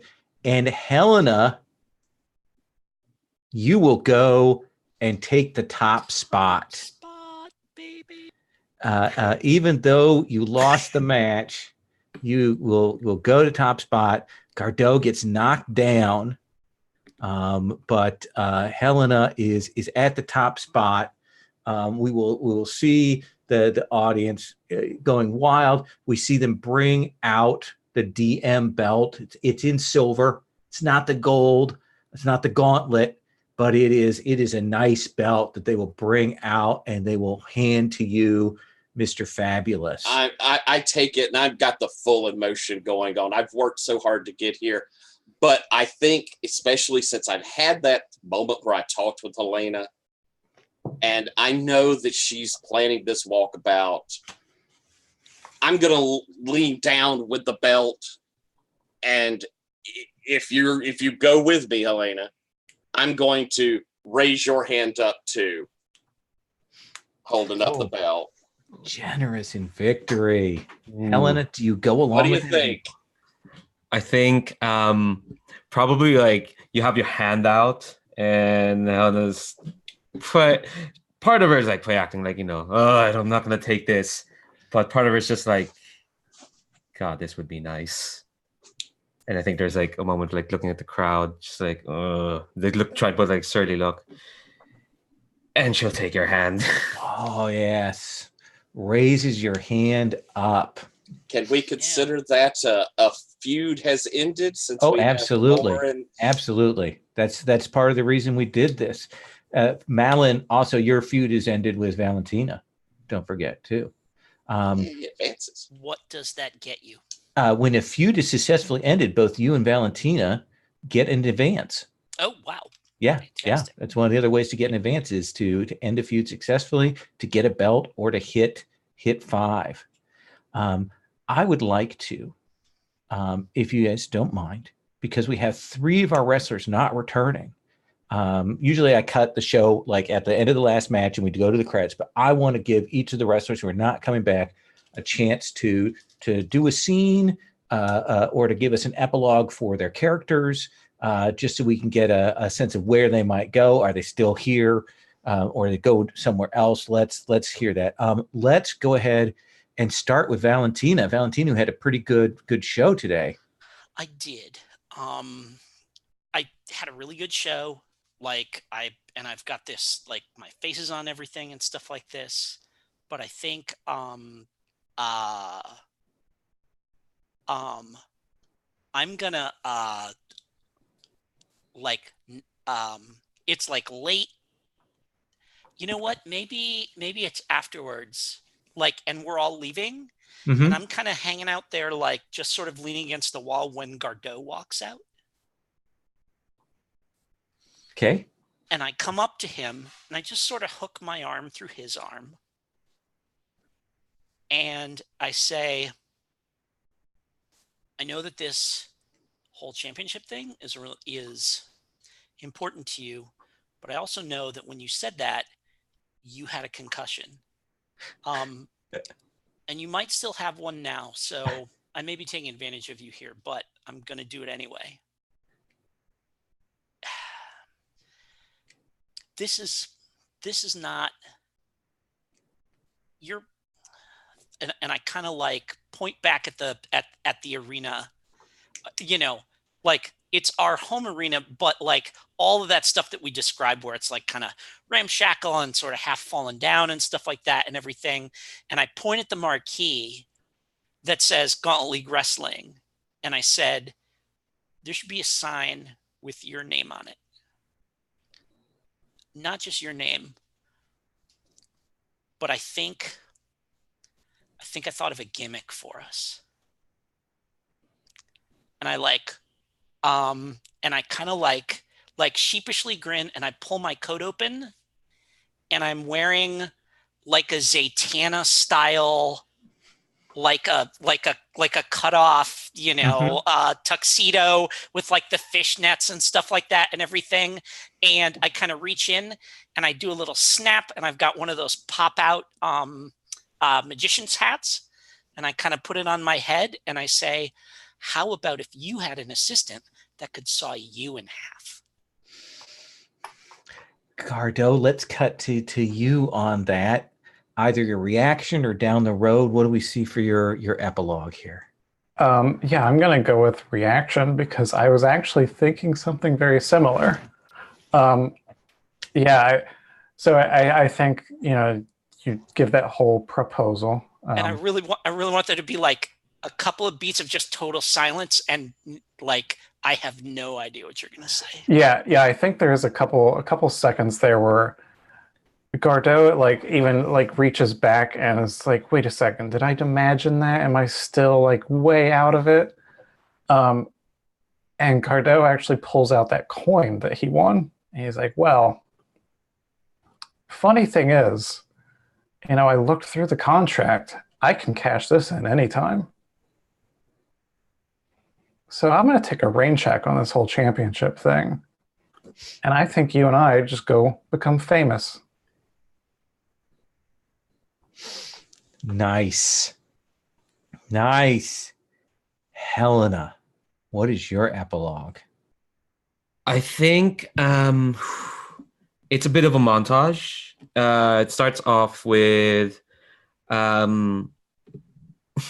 again, Helena saying her thanks to Henry for giving her a hell of a match, and for that gesture at the end, which I don't think they've talked about it at all, and just saying it in a way where people know that, oh yeah, no, Henry's sound.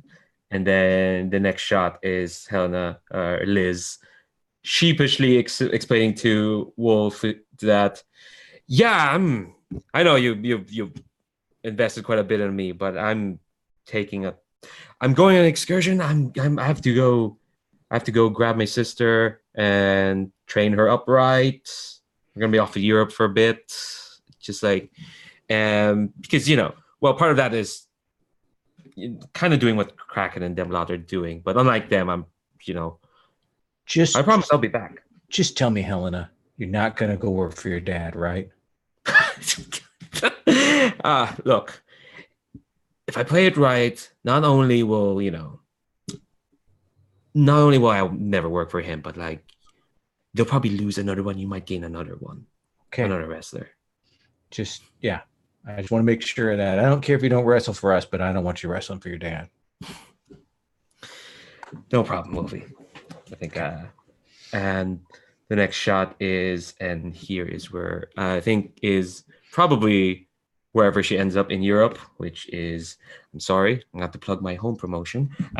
She ends up at, I love my promotion. It's called Over the Top Wrestling. There we go. Oh, nice. Yeah. One of the best feds in Europe. I'll just say it right now. Down with OTT.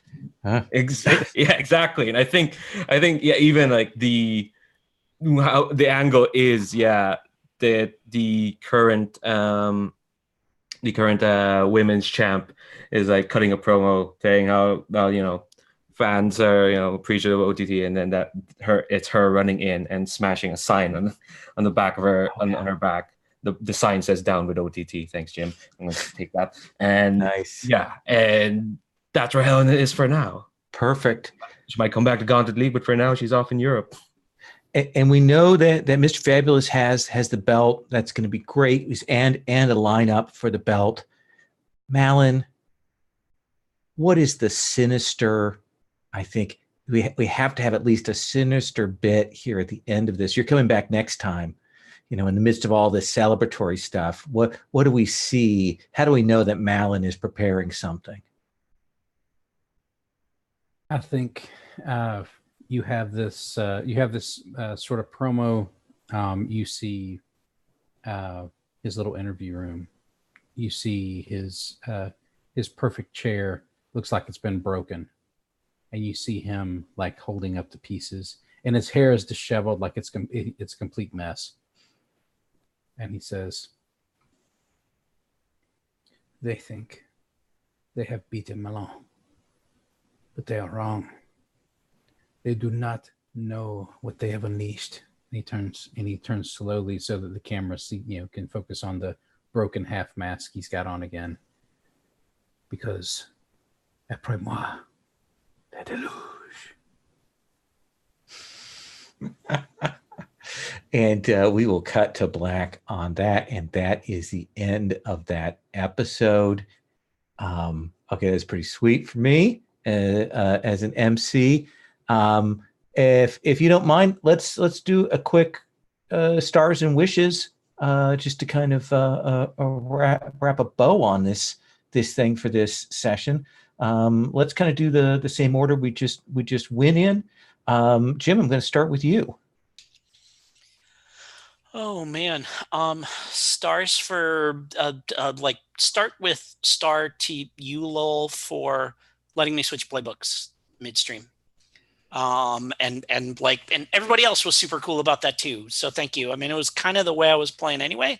I wanted to experiment with one of the new playbooks, and it just turned out that it was not a good fit for what we were doing. So thank you for, that's more of a meta thing, but I really appreciate you letting me do that. So thank you. And yeah, everybody was like, I loved everybody. Is Matt still listening to us? Yeah, I think so. He was Matt, you were the consummate heel who like, and I love that idea that like 20 years ago, you'd have been a face and with no change, like the world moved on. And so you were just this complete and total heel, which I thought was perfect. And, and including like outside the ring behavior that 20 years ago, people would have went, whatever. He's kind of, but, and I thought that was fantastic. Chris, it was wonderful being like having our rivalry kind of all the way through there. And I really loved that we had a very particular thing where like, we no kidding, we're rehearsing a lot together. And like, I really enjoyed those scenes where the fact that I don't know a ton about technical wrestling, but you do, was reflected in our characters where you're like, okay, we're going to do this and it'll work and everything. And I'm going, okay. Yeah, sure. If you say it'll work, then, I'll pick you up when I need to and, and go from there. And I really enjoyed that. That was fantastic. And Tyler, just your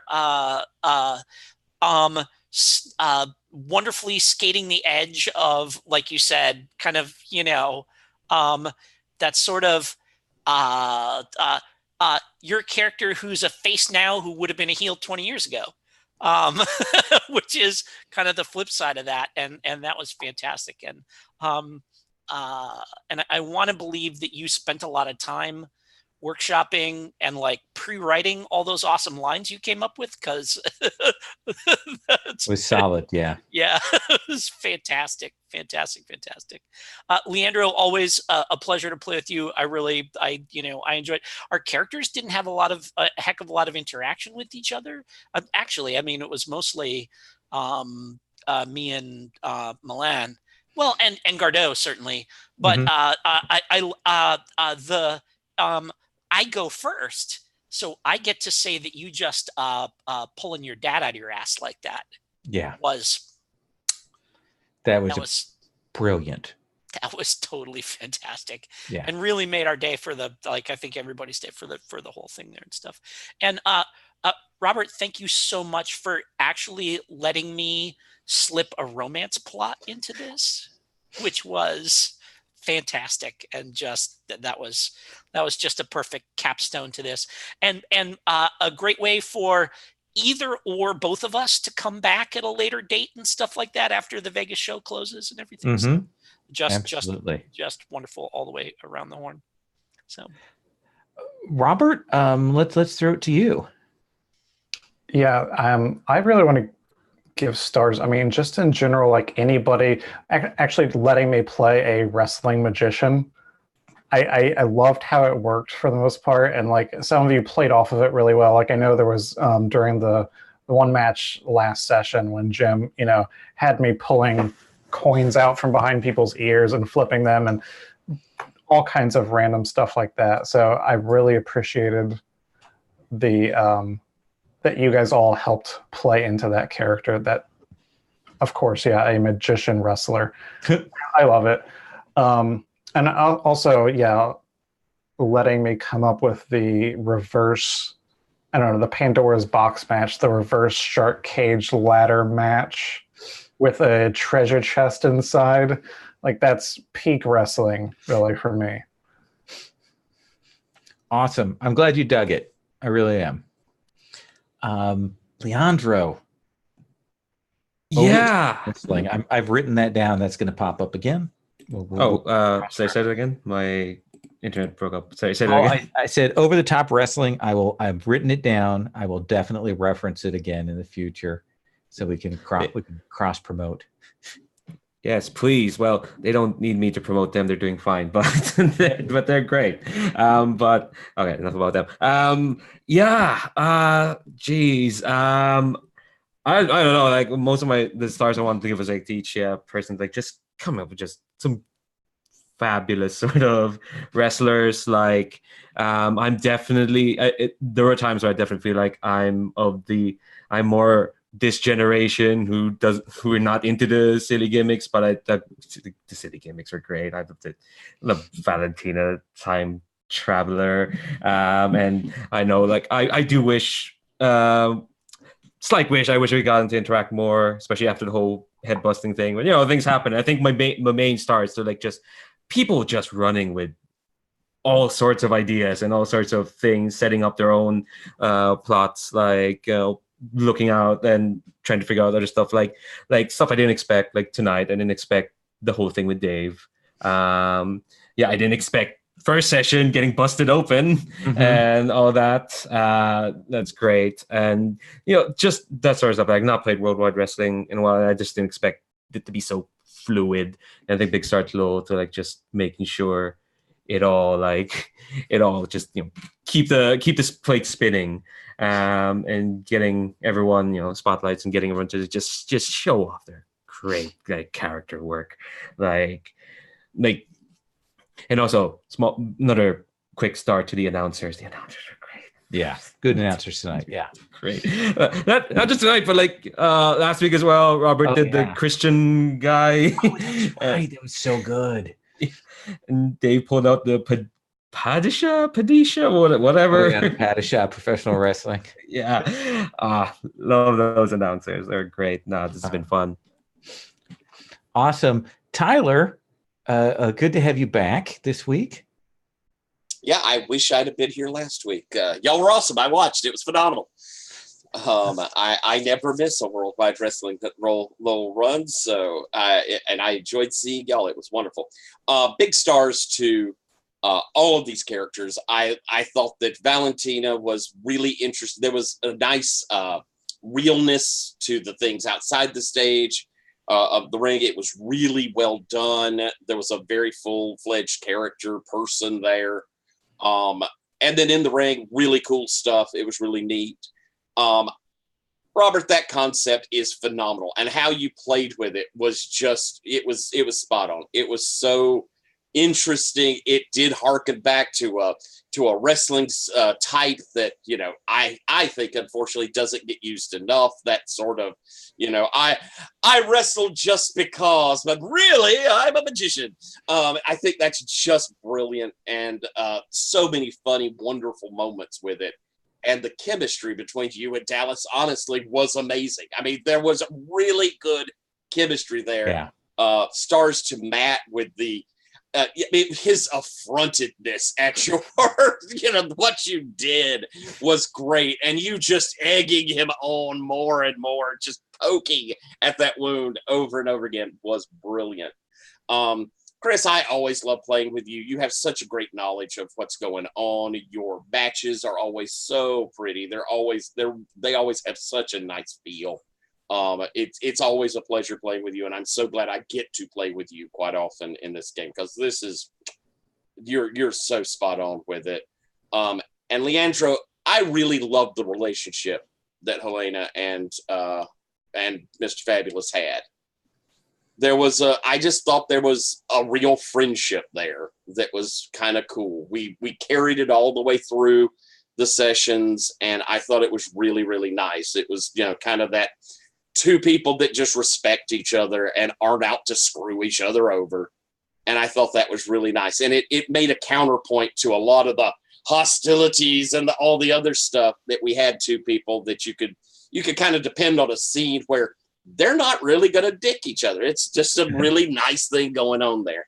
Lowell, you're brilliant. You run this game so well. It's always so good. And Matt there in absentia. Oh my God, he's so good. I always love playing with Matt. Matt's such a delight for me. And wishes, I am working my way through the kind of queer tropes of wrestling. My wish is to get out my favorite of all wrestlers, a Goldust analog for the next set. That would be great. Yeah, absolutely. Chris, I'm going to give you last word. I'm just basically going to echo what everybody else has said. I mean, Lowell, these are always great. I've gotten to play in this is my third big wrestling series, I think, with you. And it's always been fun. It's always amazing. Everybody always brings their A game to it, and everybody brought their A game to this thing. I loved Valentina Jim. I love that sort of Undertaker 40K gimmick. That was awesome. Like I would have eaten that up when I was like a kid that bought all that stuff. Like I would have eaten that character up. Like I would have had every one of those little gimmick toys that they would have put out for that character. And I really, one of the things I love about this game and the way we run it is you have all of these gimmicks that just sort of, all of them are from different eras, and it's super odd to see them all together. Like there's the Dave Dallas gimmick from everybody said, from 20 years ago. And you've got basically another gimmick from 20 years ago that both are the same gimmick, but they've switched roles entirely now. And so everybody sees Jim Queen is now the face everybody loves because he's so damn likable, and Dallas is the jerk because everybody thinks of that character as a jerk. And there's probably dirt sheets circulating around as to how big a jerk he is everywhere else too. And so that, you've got that sort of great dichotomy that we can play with. And Leandro, like Helena, I love the anti-hero characters in wrestling, like the ones that just sort of just do their own thing and just push everybody's buttons. And I thought you did a great job with doing that. I missed that. I hate that we didn't get more of an opportunity for Milan to kind of pretend to use Helena as a stooge and then have Helena maybe betray him later, which I thought would have been a great face turn moment. But we didn't get to pull that off. But maybe next time. And the Gardeau character, Robert, that is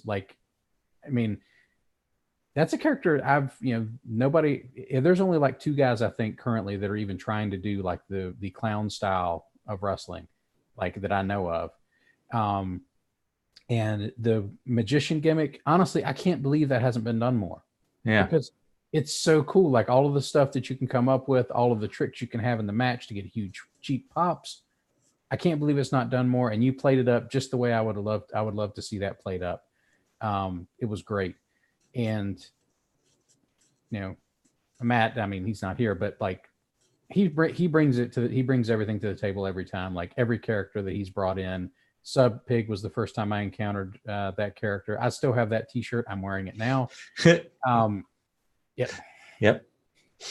And it was, that, and Dave Dallas is if you know, is like every bad story you ever heard about an 80s wrestler made flesh. It's awesome. And like Tyler, your character, like I love these sort of happy-go-lucky gimmick coupled with like the actual, like, you know, seriousness about the business backstage. I like that setup, and I love playing somebody this time that's actually into their gimmick and likes it and plays it up, as opposed to last time when I played the guy who hated the gimmick that everybody wanted him to have and kept trying to figure out ways to not do it. Good but flip. Always got a huge pop for doing the gimmick that he hated. Thank you all very much. See some of you for next month. Everybody, I had a great time running it. And I am going to stop the broadcast.